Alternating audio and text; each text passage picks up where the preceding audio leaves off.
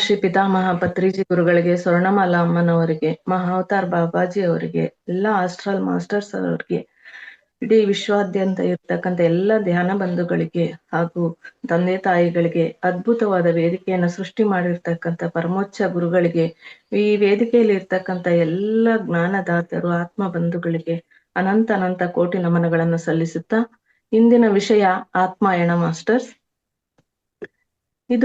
ಇದುವರೆಗೆ ನಾವು ಧ್ಯಾನಕ್ಕೆ ಬಂದವಾಗ ಸಿದ್ಧಾಂತಗಳ ಬಗ್ಗೆ ಎಲ್ಲ ಜ್ಞಾನ ಇದೆ ಮಾಸ್ಟರ್ಸ್. ಸಾಧ್ಯವಾದಷ್ಟು ಆತ್ಮ ಸಿದ್ಧಾಂತ, ಜನ್ಮ ಸಿದ್ಧಾಂತ, ಪುನರ್ಜನ್ಮ ಸಿದ್ಧಾಂತ, ಕರ್ಮ ಸಿದ್ಧಾಂತ, ಪುರೋಗಮ ಸಿದ್ಧಾಂತ, ಅಂತಿಮವಾದಂತ ಅನೇಕ ಸಿದ್ಧಾಂತ ಅಂತ ಇದೆ ಮಾಸ್ಟರ್.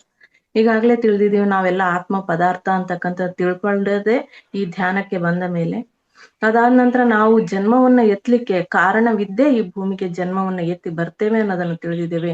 ಅದಾದ್ಮೇಲೆ ಪುನರ್ಜನ್ಮ ಯಾಕೆ ಪುನರಪಿ ಜನನಂ ಪಡಿತೀವಿ ಈ ಭೂಮಿ ಮೇಲೆ ಅನ್ನೋದನ್ನು ಕೂಡ ತಿಳಿದಿದ್ದೇವೆ ಮಾಸ್ಟರ್. ಸಾಕಷ್ಟು ಈ ವೇದಿಕೆಯಲ್ಲಿ ಜ್ಞಾನ ಹಂಚಿಕೆ ಆಗಿರೋದ್ರಿಂದ ಸಾಕಷ್ಟು ಮಾಹಿತಿಯನ್ನ ಪ್ರತಿಯೊಬ್ರು ಕೂಡ ತಿಳಿದಿರ್ತೇವೆ. ಅದಾದ ನಂತರ ಕರ್ಮ ಸಿದ್ಧಾಂತದಲ್ಲಿ ಯಾವ ರೀತಿ ಸಿಕ್ಕಾಕೊಳ್ತೇವೆ, ಅದರಿಂದ ಹೊರ ಬರೋದು ಹೇಗೆ ಅನ್ನೋದು ಕೂಡ ಈ ಧ್ಯಾನಕ್ಕೆ ಬಂದ ಮೇಲೆನೆ ತಿಳಿದಿದ್ದೇವೆ. ಅದಾದ ನಂತರ ಆ ಕರ್ಮ ಸಿದ್ಧಾಂತ, ಕರ್ಮಗಳನ್ನ ಕಳೆದುಕೊಂಡ ನಂತರ ನಮ್ಮ ಆತ್ಮ ಅಂತಕ್ಕಂಥದ್ದು ಪುರೋಗಮನ ಹೊಂದುತ್ತೆ, ಉನ್ನತ ಲೋಕಗಳಿಗೆ ಹೋಗ್ಲಿಕ್ಕೆ ಅರ್ಹತೆಯನ್ನ ಪಡೆಯುತ್ತೆ ಅಂತ ತಿಳಿದಿದ್ದೀವಿ. ಆ ಅರ್ಹತೆಯನ್ನ ಪಡೆದಾದ್ಮೇಲೆ ಅನೇಕ ಸಿದ್ಧಾಂತ ಅಂತ ಹೇಳಿದ್ರೆ, ನಾವು ನಮ್ಮ ದೇಹದಲ್ಲಿ ಇರ್ತಕ್ಕಂಥದ್ದು ಒಂದೇ ಆತ್ಮ ಅಂತ ತಿಳಿದಿದ್ದೀವಿ. ಆದ್ರೆ ಆ ಆತ್ಮ ಅಂತಕ್ಕಂಥದ್ದು ಈ ಭೂಮಿಗೆ ಬರುವಾಗ ಒಂದೇ ಆತ್ಮವಾಗಿ ಬಂದಿಲ್ಲ, ಅನೇಕ ಆತ್ಮಗಳಾಗಿ ಬಂದಿರ್ತೀವಿ.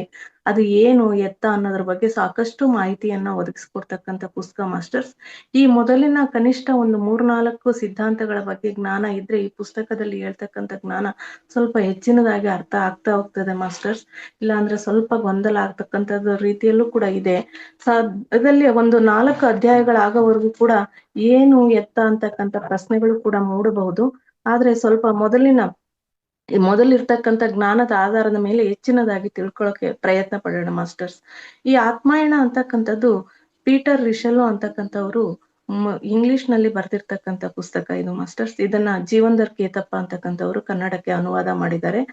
ಒಂದು ಜೀವಾತ್ಮನ ಪಯಣ ಅಂತ ಹೇಳ್ಬಿಟ್ಟು ಇರ್ತಕ್ಕಂಥ ಪುಸ್ತಕ ಮಾಸ್ಟರ್ಸ್ ಇದು ಆತ್ಮಾಯಣ ಅಂತಕ್ಕಂಥದ್ದು.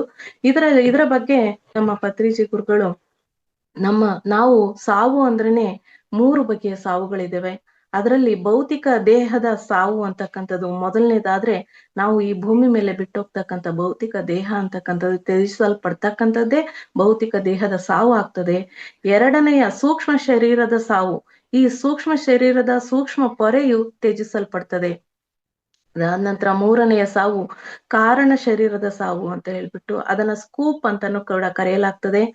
ಆತ್ಮರಹಿತವಾಗಿ ನಾವು ಆತ್ಮವಾಗಿ ಜೀವಾತ್ಮವಾಗಿ ಬದುಕ್ತೀವಿ, ಆ ಆತ್ಮನೂ ರಹಿತವಾಗಿ ಇರ್ತಕ್ಕಂಥ ಸೂಕ್ಷ್ಮ ತ್ಯಜಿಸಲ್ಪಡುತ್ತದೆ. ಇದೇ ಅಂತಿಮ ಸಾವು.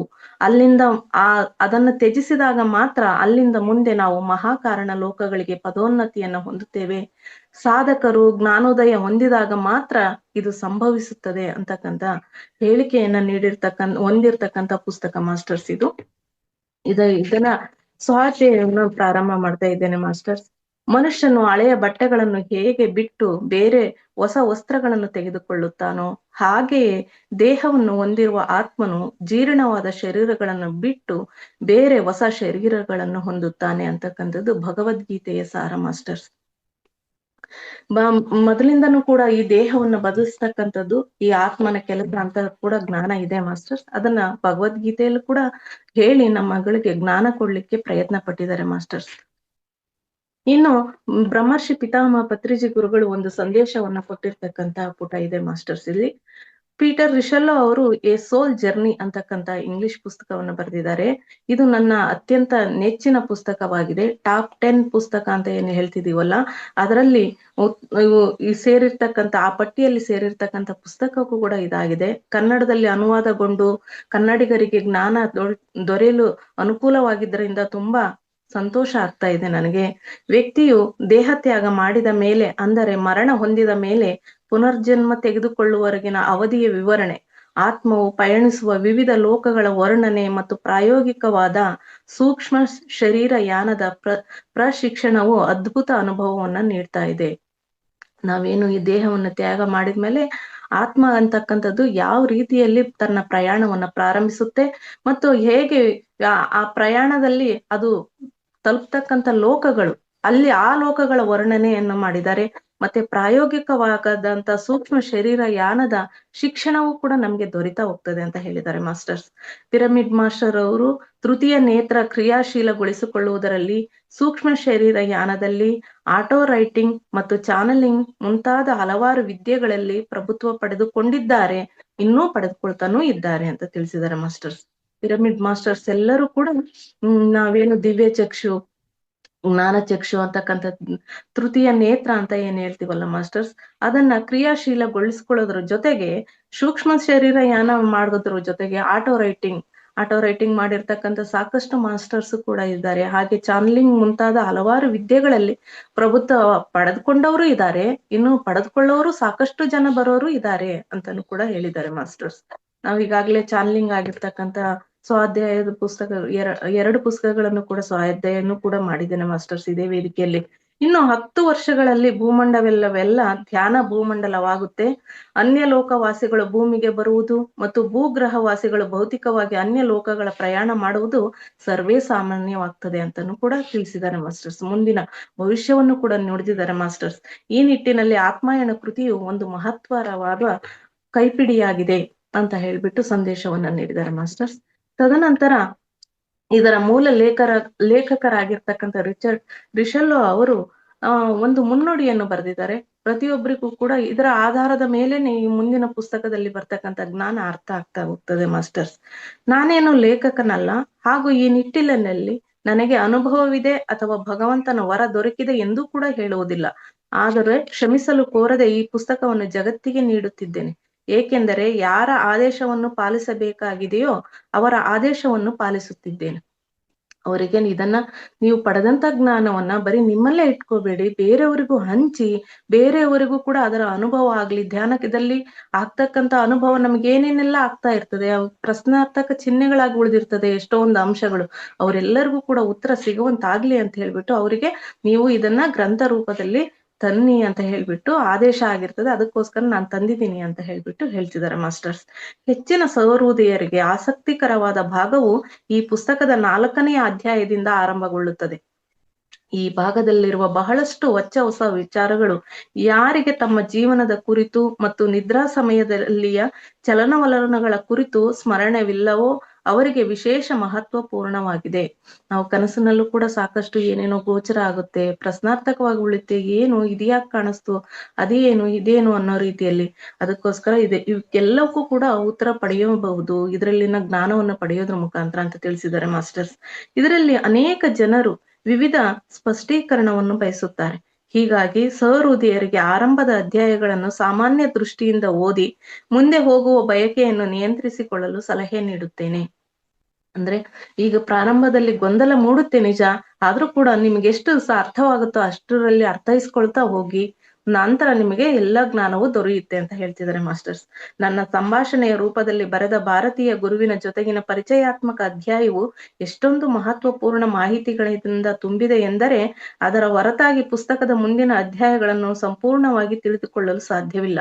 ಅಷ್ಟೇ ಅಲ್ಲದೆ ನಮ್ಮೆಲ್ಲರ ಜೀವನದಲ್ಲೂ ಒಮ್ಮೊಮ್ಮೆ ಈ ರೀತಿಯಾಗಿ ಏನಾದರೂ ಏಕೆ ಘಟಿಸುತ್ತವೆ ಎಂಬುದನ್ನು ತಿಳಿದುಕೊಳ್ಳುವುದು ಕೂಡ ಕಠಿಣವಾಗುತ್ತದೆ. ಅದೇ ಹೇಳಿದ್ವಲ್ಲ ಮಾಸ್ಟರ್ಸ್, ಇವರಿಗೆ ಒಬ್ರು ಜೀವಾತ್ಮ ಅಂತಕ್ಕಂಥವ್ರು, ಆತ್ಮ ಸ್ವರೂಪದಲ್ಲಿ ಇರ್ತಕ್ಕಂಥವ್ರು ನೀಡಿರ್ತಕ್ಕಂಥ ಮಾಹಿತಿ ಸಂಭಾಷಣೆ ಮಾಡಿರ್ತಾರೆ, ಅದು ಭಾರತೀಯ ಆತ.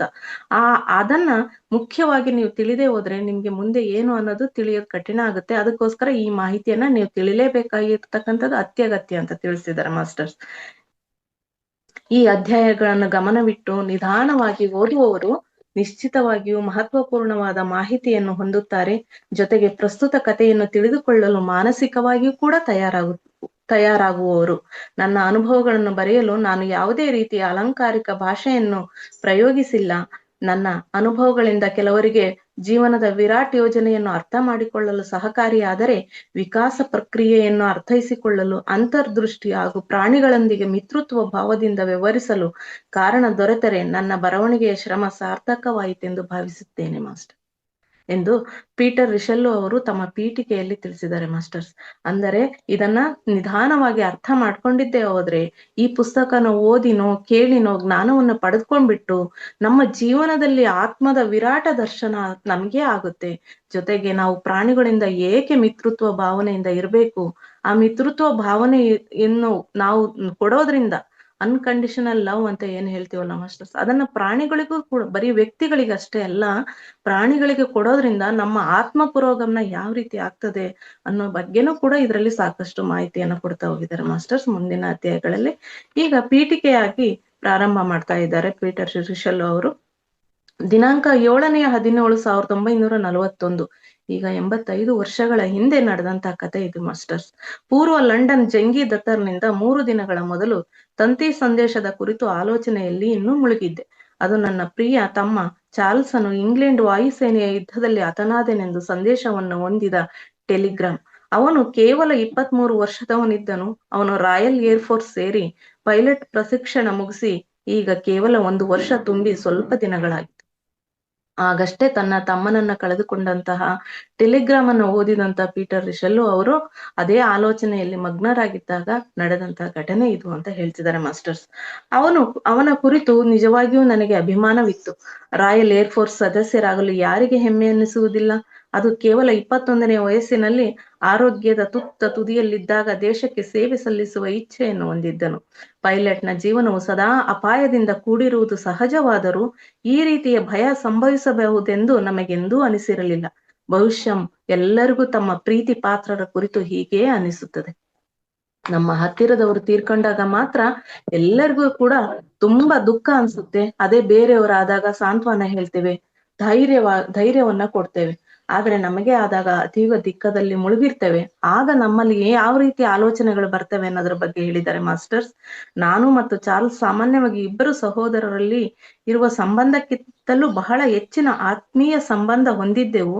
ನಮ್ಮಿಬ್ಬರಲ್ಲಿ 10 ವರ್ಷಗಳ ಅಂತರವಿದ್ದರೂ ಮೊದಲ ಬಾರಿ ಶತ್ರು ವಿಮಾನವನ್ನು ಒಡೆದುರುಳಿಸಿದ್ದನ್ನು ಹೆಮ್ಮೆಯಿಂದ ನಮಗೆಲ್ಲ ವಿವರಿಸಿ ಹೇಳಿದ್ದಿದ್ದು ನನಗೆ ನೆನಪಿದೆ. ಅವನ ಮರಣದ ಸೂಚನೆ ದೊರೆತ ಮೊದಲ ಕ್ಷಣಗಳಲ್ಲೇ ನನಗೆ ಆದ ಆಘಾತದ ನೋವು ಹೇಳಲು ಸಾಧ್ಯವಿಲ್ಲ. ಬರೀ 21 ವರ್ಷದಲ್ಲೇ ಏರ್ಫೋರ್ಸ್ ಅಲ್ಲಿ ಸೈನಿಕನಾಗಿ ಸೇರ್ಕೊಂಡು 23ನೇ ವಯಸ್ಸಿನಲ್ಲಿ ಮರಣ ಹೊಂದಿದ್ದನ್ನ ಸಹಿಸ್ಕೊಳಕ್ ಇಲ್ಲ ನನ್ನ ತಮ್ಮ ಅಂತ ಹೇಳಿ ತಿಳಿಸ್ತಾ ಇದ್ದಾರೆ ಮಾಸ್ಟರ್ಸ್. ನನ್ನ ಜೀವನದಲ್ಲಿ ಮೊಟ್ಟ ಮೊದಲು ಕೃಪಾ ಸಿಂಧು, ದಯಾನಿಧಿ ಎಂದೆಲ್ಲ ಕರೆಯಲ್ಪಡುವ ಭಗವಂತನ ಮೇಲೆ ಸಿಟ್ಟು ಬಂತು. ಪ್ರತಿಯೊಬ್ರು ಮಾಡೋದು ಇದನ್ನೇ ಅಲ್ವಾ ಮಾಸ್ಟರ್ಸ್? ಯಾರಾದ್ರೂ ಮರಣ ಹೊಂದಿದಾಗ ಭಗವಂತ ನಿನಗೆ ಕರುಣೆ ಇಲ್ವಾ, ಕಣ್ಣಿಲ್ವಾ, ದಯೆ ಇಲ್ವಾ ಅಂತಕ್ಕಂತ ಹೇಳ್ತಕ್ಕಂಥದ್ದು ಅದೇನೇ ನನಗೂ ಆಗಿದ್ದು ಅಂತ ತಿಳಿಸ್ತಾ ಇದ್ದಾರೆ ಮಾಸ್ಟರ್ಸ್. ಅವನು ನಿಜವಾಗಿಯೂ ದಯಾನಿಧಿಯೇ ಆಗಿದ್ದಾನೆಯೇ? ಒಬ್ಬ ನಿರಪರಾಧಿಯನ್ನು ಇಷ್ಟೊಂದು ಸುಲಭವಾಗಿ ಮರಣ ಹೊಂದಲು ಬಿಟ್ಟನಲ್ಲ. ಇಂಥ ಜನ್ಮದಾತನು ಕೃಪಾಳು ಎಂದು ಕರೆಸಿಕೊಳ್ಳಲು ಅರ್ಹನಿರುವನೇ? ಪ್ರತಿಯೊಬ್ಬರಲ್ಲೂ ಬರ್ತಕ್ಕಂಥ ಆಲೋಚನೆ ಇದೆ ಮಾಸ್ಟರ್ಸ್. ನಮಗೇನಾದ್ರೂ ದುಃಖ ಕಷ್ಟ ಬಂದಾಗ ಮೊದಲು ಬೈತಕ್ಕಂಥದ್ದು ದೇವರನ್ನೇ. ನನ್ನ ತಮ್ಮ ಏನು ಮಾಡಿರ್ಲಿಲ್ಲ, ದೇಶಕ್ಕೋಸ್ಕರ ಸೇವೆ ಮಾಡಕ್ ಹೋದಂತವನನ್ನ ಬರೀ ಕೆಲವೇ ವರ್ಷಗಳಲ್ಲಿ ಈ ರೀತಿ ಮರಣ ಹೊಂದಿದ್ದೆ ನ್ಯಾಯವೇ ಅಂತ ಭಗವಂತನಲ್ಲಿ ಕೋಪಿಸ್ಕೊಂಡಿರ್ತಾರೆ ಮಾಸ್ಟರ್ಸ್. ನಾನೊಬ್ಬ ಕ್ಯಾಥೋಲಿಕ್ ವಿಧಾನದಿಂದ ಬೆಳೆದವನು, ಅಂದ್ರೆ ಕ್ರೈಸ್ತ ಧರ್ಮಕ್ಕೆ ಸೇರಿದವನು ಅಂತ ಹೇಳ್ತಿದ್ದಾರೆ ಮಾಸ್ಟರ್ಸ್. ಆದರೆ ಕಠೋರ ರೂಪದಿಂದ ಅಲ್ಲ, ಇತರ ಕ್ರಿಶ್ಚಿಯನ್ ಜನರಂತೆ ಬಹಳಷ್ಟು ಸಂಗತಿಗಳನ್ನು ಅತ್ಯಂತ ಸಹಜವಾಗಿ ಸ್ವೀಕರಿಸುತ್ತಿದ್ದೇನೆ. ಅಂದ್ರೆ ಧರ್ಮಕ್ಕೆ ಬದ್ಧವಾಗಿ ನಾನು ಕ್ರೈಸ್ತ, ನಾನು ಹೀಗೆ ಇರ್ಬೇಕು ಅಂತ ಕೆಲವೊಂದು ನೀತಿ ನಿಯಮಗಳನ್ನು ಕಟ್ಟುನಿಟ್ಟಾಗಿ ಏನ್ ಪಾಲಿಸ್ತಿರ್ಲಿಲ್ಲ. ನಾನು ಕೂಡ ಕೆಲವರಂತೆ, ಅದರಲ್ಲೂ ಕೆಲವರು ಇರ್ತಾರೆ, ಪ್ರತಿಯೊಂದು ಧರ್ಮದಲ್ಲೂ ಕೂಡ ಎಲ್ಲಾ ಧರ್ಮಗಳನ್ನು ಕೂಡ ಪ್ರೀತಿ ಮಾಡ್ತಕ್ಕಂಥವ್ರು ಇರ್ತಾರೆ. ಆ ರೀತಿಯಾಗಿ ನಾನು ಕೂಡ ಇದ್ದಿದ್ದು, ಧರ್ಮವು ಜೀವನದ ಒಂದು ಅಂಗ ಅಂತ ಮಾತ್ರ ನಾನು ಒಪ್ತಾ ಇದ್ದೆ. ಧರ್ಮ ಅಂತಕ್ಕಂಥದ್ದು ನನ್ನ ಜೀವನದಲ್ಲಿ ಒಂದು ಅಂಗ ಅಂತ ಒಪ್ತಾ ಇದ್ದೆ ಅಷ್ಟೇ. ಅದಕ್ಕಾಗಿ ಒಮ್ಮೊಮ್ಮೆ ಸಮಯ ಮೀಸಲಿಡಬೇಕಾಗುತ್ತದೆ. ಧರ್ಮದ ಆಚರಣೆಯನ್ನು ಮಾಡ್ಬೇಕಾದ್ರೆ ಕೆಲವೊಂದು ಸಮಯವನ್ನು ಮೀಸಲಿಡಬೇಕಾಗುತ್ತದೆ ಅನ್ನೋದನ್ನು ಕೂಡ ಒಪ್ತಾ ಇದ್ದೆ. ಆದರೆ ಬೇರೊಂದು ಸಮಯದಲ್ಲಿ ಎಲ್ಲವೂ ಸರಿಯಾಗಿದೆಯೇ ಇದೆ ಅಂತ ಅನ್ನಿಸ್ತಾ ಇತ್ತು. ಆದ್ರೆ ಬೇರೆ ಸಮಯದಲ್ಲೆಲ್ಲ ಎಲ್ಲವೂ ಧರ್ಮವನ್ನೇ ಏನ್ ಕಟ್ಟುನಿಟ್ಟಾಗಿ ಪಾಲಿಸ್ಬೇಕಂತ ಏನಿಲ್ಲ, ಎಲ್ಲವೂ ಸರಿಯಾಗಿ ತಂತಾನೆ ನಡ್ಕೊಂಡು ಹೋಗ್ತದೆ ಅಂತಕ್ಕಂಥ ಲಿಬರಟಿಯಲ್ಲಿ ಕೂಡ ನಾನು ಇದ್ದೆ ಅಂತಕ್ಕಂಥದ್ದನ್ನು ಹೇಳ್ತಾರೆ ಮಾಸ್ಟರ್ಸ್. ನಾನು ಯೇಸು ಕ್ರಿಸ್ತನ ಅನುಯಾಯಿ, ಆದರೆ ಕ್ರೈಸ್ತರಿಂದ ಏನನ್ನು ಅಪೇಕ್ಷಿಸಲಾಗುತ್ತದೆ ಎಂಬುದರ ಕುರಿತು ಹೆಚ್ಚಿಗೆ ಯೋಚಿಸುವುದನ್ನಲ್ಲ. ನಾನು ಯೇಸು ಕ್ರಿಸ್ತನ ಅನುಯಾಯಿ ಸರಿ, ಆದರೆ ಕ್ರಿಸ್ತರಾಗಿ ಏನ್ ಮಾಡ್ಬೇಕು, ಏನನ್ನ ಕುರಿತು ನಾನು ಅಪೇಕ್ಷೆಯನ್ನು ಇಟ್ಕೋಬೇಕು ಅಂತಕ್ಕಂಥ ನಿಟ್ಟಿನಲ್ಲಿ ನಾನು ಆಲೋಚನೆ ಮಾಡಿದವನಲ್ಲ. ಈಗ ನಾನು ಮೊದಲ ಬಾರಿಗೆ ಯೋಚನೆ ಮಾಡಿದಾಗ ನನಗೆ ಪ್ರಾಮಾಣಿಕವಾಗಿ ಅನಿಸುವುದು ಏನೆಂದರೆ, ಚರ್ಚಿಗೆ ಹೋಗಲು ನನಗೆ ಮನಸ್ಸು ಒಪ್ಪುತ್ತಿರಲಿಲ್ಲ.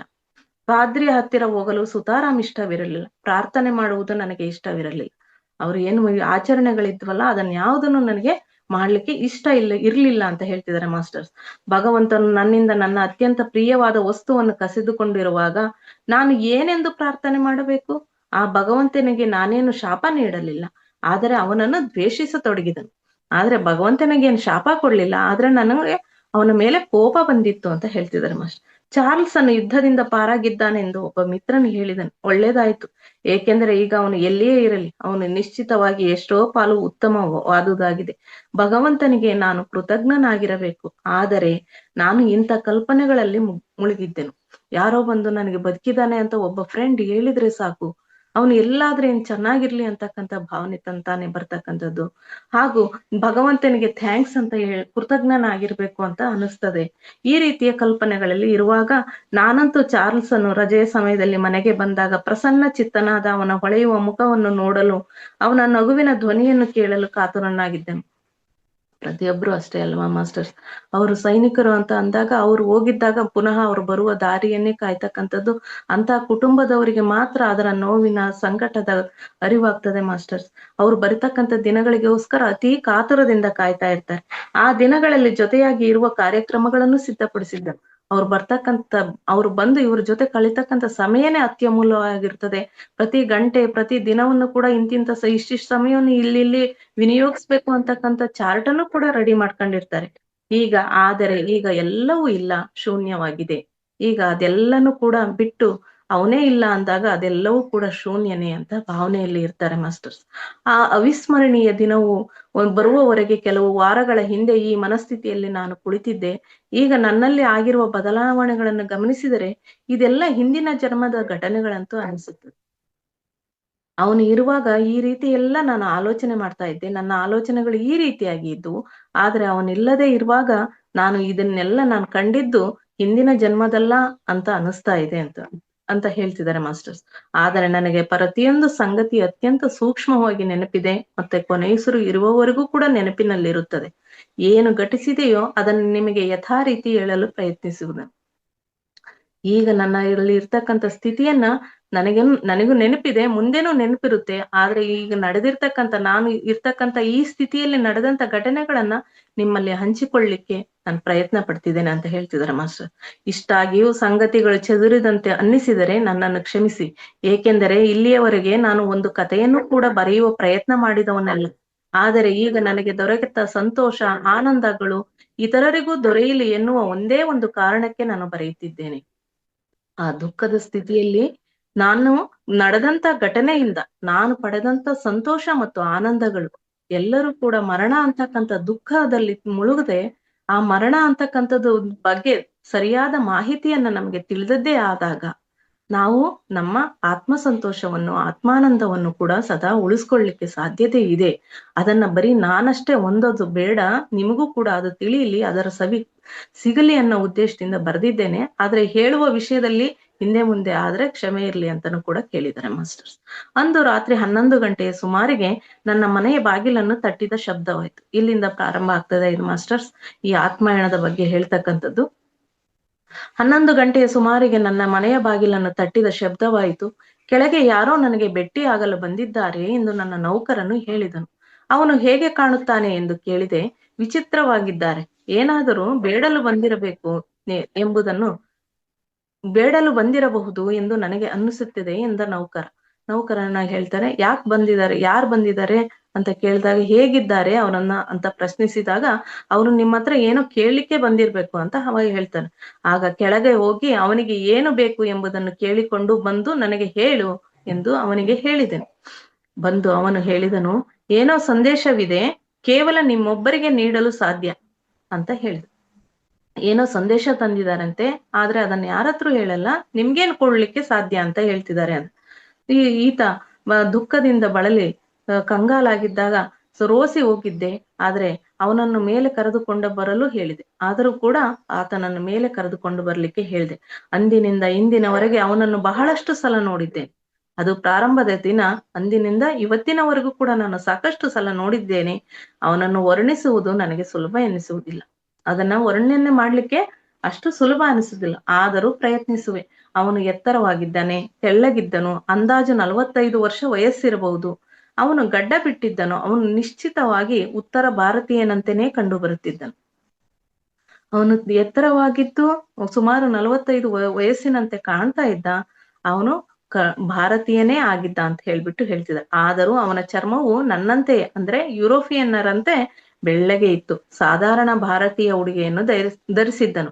ಅದರ ಬಣ್ಣ ಎಷ್ಟೊಂದು ಅಸಡ್ಡಾಳವಾಗಿತ್ತೆಂದರೆ ನೋಡಿದ ತಕ್ಷಣ ಮೇಲ್ನೋಟಕ್ಕೆ ಹೊಲಸಾಗಿದ್ದಂತೆ ಕಂಡರೂ ಕೂಡ ಗಮನವಿಟ್ಟು ನೋಡಿದಾಗ ಅತ್ಯಂತ ಸ್ವಚ್ಛತೆ ಅಂತಕ್ಕಂಥದ್ದು ನೀಟಾಗಿರುವುದು ಕಂಡು ಬರುತ್ತಿತ್ತು. ಕಾಲುಗಳಲ್ಲಿ ಸ್ಯಾಂಡಲ್ ಹಾಗೂ ತಲೆಯ ಮೇಲೆ ಪೇಟ ಧರಿಸಿದ್ದನು. ಆತನನ್ನು ಭೇಟಿಯಾಗಿ ಜ್ಞಾನ ನೀಡಿದಂತಹ ಜೀವಾತ್ಮನ ಹೇಗಿದ್ದ ಅನ್ನೋದನ್ನು ವರ್ಣನೆ ಮಾಡ್ತಿದ್ದಾರೆ ಮಾಸ್ಟರ್ಸ್. ನಾನು ನೌಕರನಿಗೆ ಹೋಗಲು ಹೇಳಿ ಅತಿಥಿಗಳಿಗೆ ಕುಳಿತುಕೊಳ್ಳಲು ಸನ್ನೆ ಮಾಡಿದೆ. ನೌಕರನಿಗೆ ಕೆಳಗೆ ಹೋಗಲು ತಿಳಿಸಿ ಬಂದಂತ ಅತಿಥಿಯನ್ನು ಕುಳಿತುಕೊಳ್ಳಲು ಸನ್ನೆ ಮಾಡಿದಾಗ ಒಂದು ಕುರ್ಚಿ ಹತ್ರ ಕುಳಿತುಕೊಳ್ಳಲು ಸನ್ನೆ ಮಾಡಿದನು. ಆದರೆ ಅವನು ಕುಳಿತುಕೊಳ್ಳದೆ ಹಾಸುಗಂಬಳಿಯ ಮೇಲೆ 2 ಕಾಲುಗಳನ್ನು ಮಡಚಿಕೊಂಡು ಸುಖಾಸನದಲ್ಲಿ ಕುಳಿತುಕೊಂಡನು. ಕುರ್ಚಿಯನ್ನು ತೋರಿಸಿದ್ರು ಕೂಡ ಆತ 2 ಕಾಲುಗಳನ್ನು ಮಡಚಿಕೊಂಡು ಸುಖಾಸನದಲ್ಲಿ ಕುಳಿತುಕೊಂಡು ಕರುಣ ತುಂಬದ ಅವನ ಕಣ್ಣುಗಳನ್ನು ನೋಡಿದಾಗ ಅವನಲ್ಲಿ ಯುಗ ಯುಗಗಳ ಜ್ಞಾನ ತುಂಬಿದೆ ಎಂಬುದನ್ನು ಗ್ರಹಿಸಿದೆ. ಆ ಬಂದಂತವರನ್ನ ನೋಡಿದಾಗ ಯುಗ ಯುಗಗಳಿಂದ ತುಂಬಿರ್ತಕ್ಕಂಥ ಜ್ಞಾನ ಇದೆ ಈತನಲ್ಲಿ ಅಂತಕ್ಕಂಥ ಭಾವನೆ ಬಂತು ಅಂತ ಹೇಳ್ತಿದ್ದಾರೆ ಮಾಸ್ಟರ್ಸ್. ಇಲ್ಲಿಯವರೆಗೆ ಅವನೇನೂ ಮಾತನಾಡಿರಲಿಲ್ಲ. ನಾನು ಹೇಳಿದೆ, ನಾನೇನು ನಿನಗೆ ಸಹಾಯ ಮಾಡಬಲ್ಲೆನೆಂದು ದಯವಿಟ್ಟು ಹೇಳಿರಿ ಅಂತ ಈತನೇ ಕೇಳ್ತಾರೆ. ಪೀಟರ್ ರಿಷೆಲ್ ಅವರು, ನಾನೇನಾದ್ರೂ ನಿಮ್ಗೆ ಸಹಾಯ ಮಾಡಬಹುದಾ, ದಯವಿಟ್ಟು ಹೇಳ್ರಿ ಅಂತ ಕೇಳಿದಾಗ ನನ್ನ ಮಾತಿಗೆ ಅವನು ಆಶ್ಚರ್ಯ ವ್ಯಕ್ತಪಡಿಸಿದನು ಮತ್ತು ಕೆಲವು ಕ್ಷಣಗಳಾದ ಮೇಲೆ ಹೇಳಿದನು, ನೀನೇ ನನ್ನನ್ನು ಕರೆದಿರುವೆ ಅಲ್ಲವೇ? ಇದರಿಂದ ಆಶ್ಚರ್ಯಗೊಳ್ಳುವ ಸರದಿ ನನ್ನದಾಯ್ತು.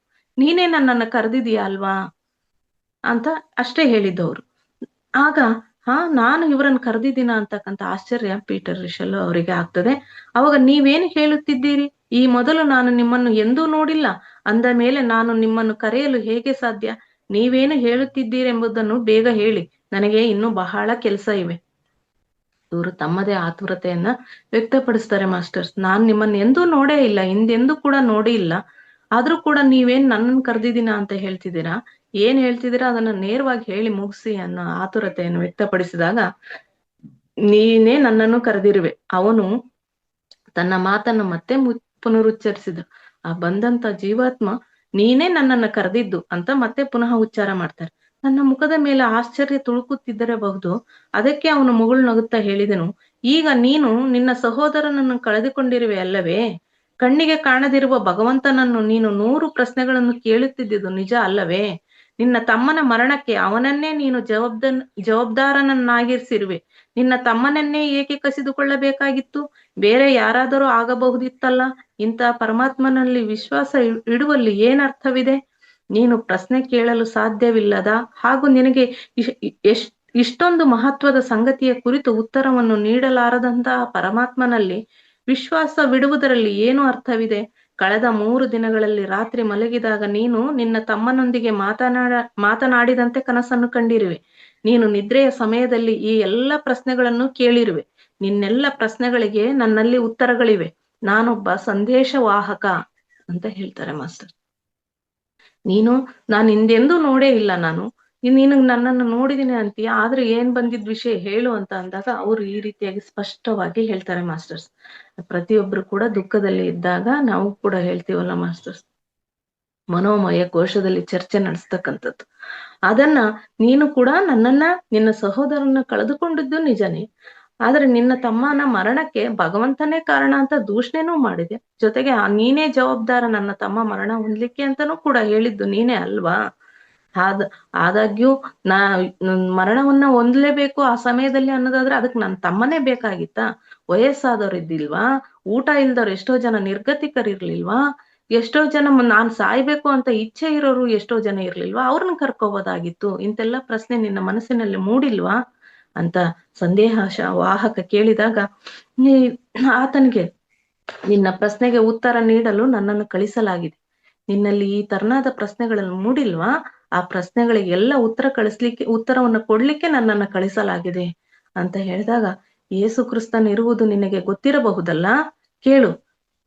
ಯೇಸು ಕ್ರಿಸ್ತನ ಮುಖ್ಯವಾದ ಸಂದೇಶ, ನೀನು ಏನಾದ್ರೂ ಕೇಳಿದ್ರೆ ನಿನಗೆ ದೊರೆಯುತ್ತೆ, ಬಾಗಿಲು ತಟ್ಟು, ಆಗ ಮಾತ್ರ ತೆರಲಿಕ್ಕೆ ಸಾಧ್ಯ. ಅಂದ್ರೆ ನಾವು ನಮ್ಮ ಆಲೋಚನೆಯಿಂದ ನಾವು ಕೇಳಿದಾಗ ಮಾತ್ರ ನಮಗೆ ದೊರೆತಕ್ಕ ಪ್ರಶ್ನೆಗೆ ಉತ್ತರ ದೊರೆಯುತ್ತೆ. ಅದೇ ರೀತಿ ಬಾಗಿಲು ತಟ್ಟಿದಾಗ ಮಾತ್ರ ಬಾಗಿಲು ತೆರಲಿಕ್ಕೆ ಸಾಧ್ಯ. ನೀನು ಕೇಳಿರುವೆ ಮತ್ತು ತಟ್ಟಿರುವೆ. ನೀನು ನಿನ್ನ ಮನಸ್ಸಿನಲ್ಲಿ, ಕನಸಿನಲ್ಲಿ, ಈ 3 ದಿನ ನಿದ್ರೆಯಲ್ಲಿ ನೀನು ಈ ಪ್ರಶ್ನೆಗಳನ್ನೆಲ್ಲ ಕೇಳಿದೀಯ.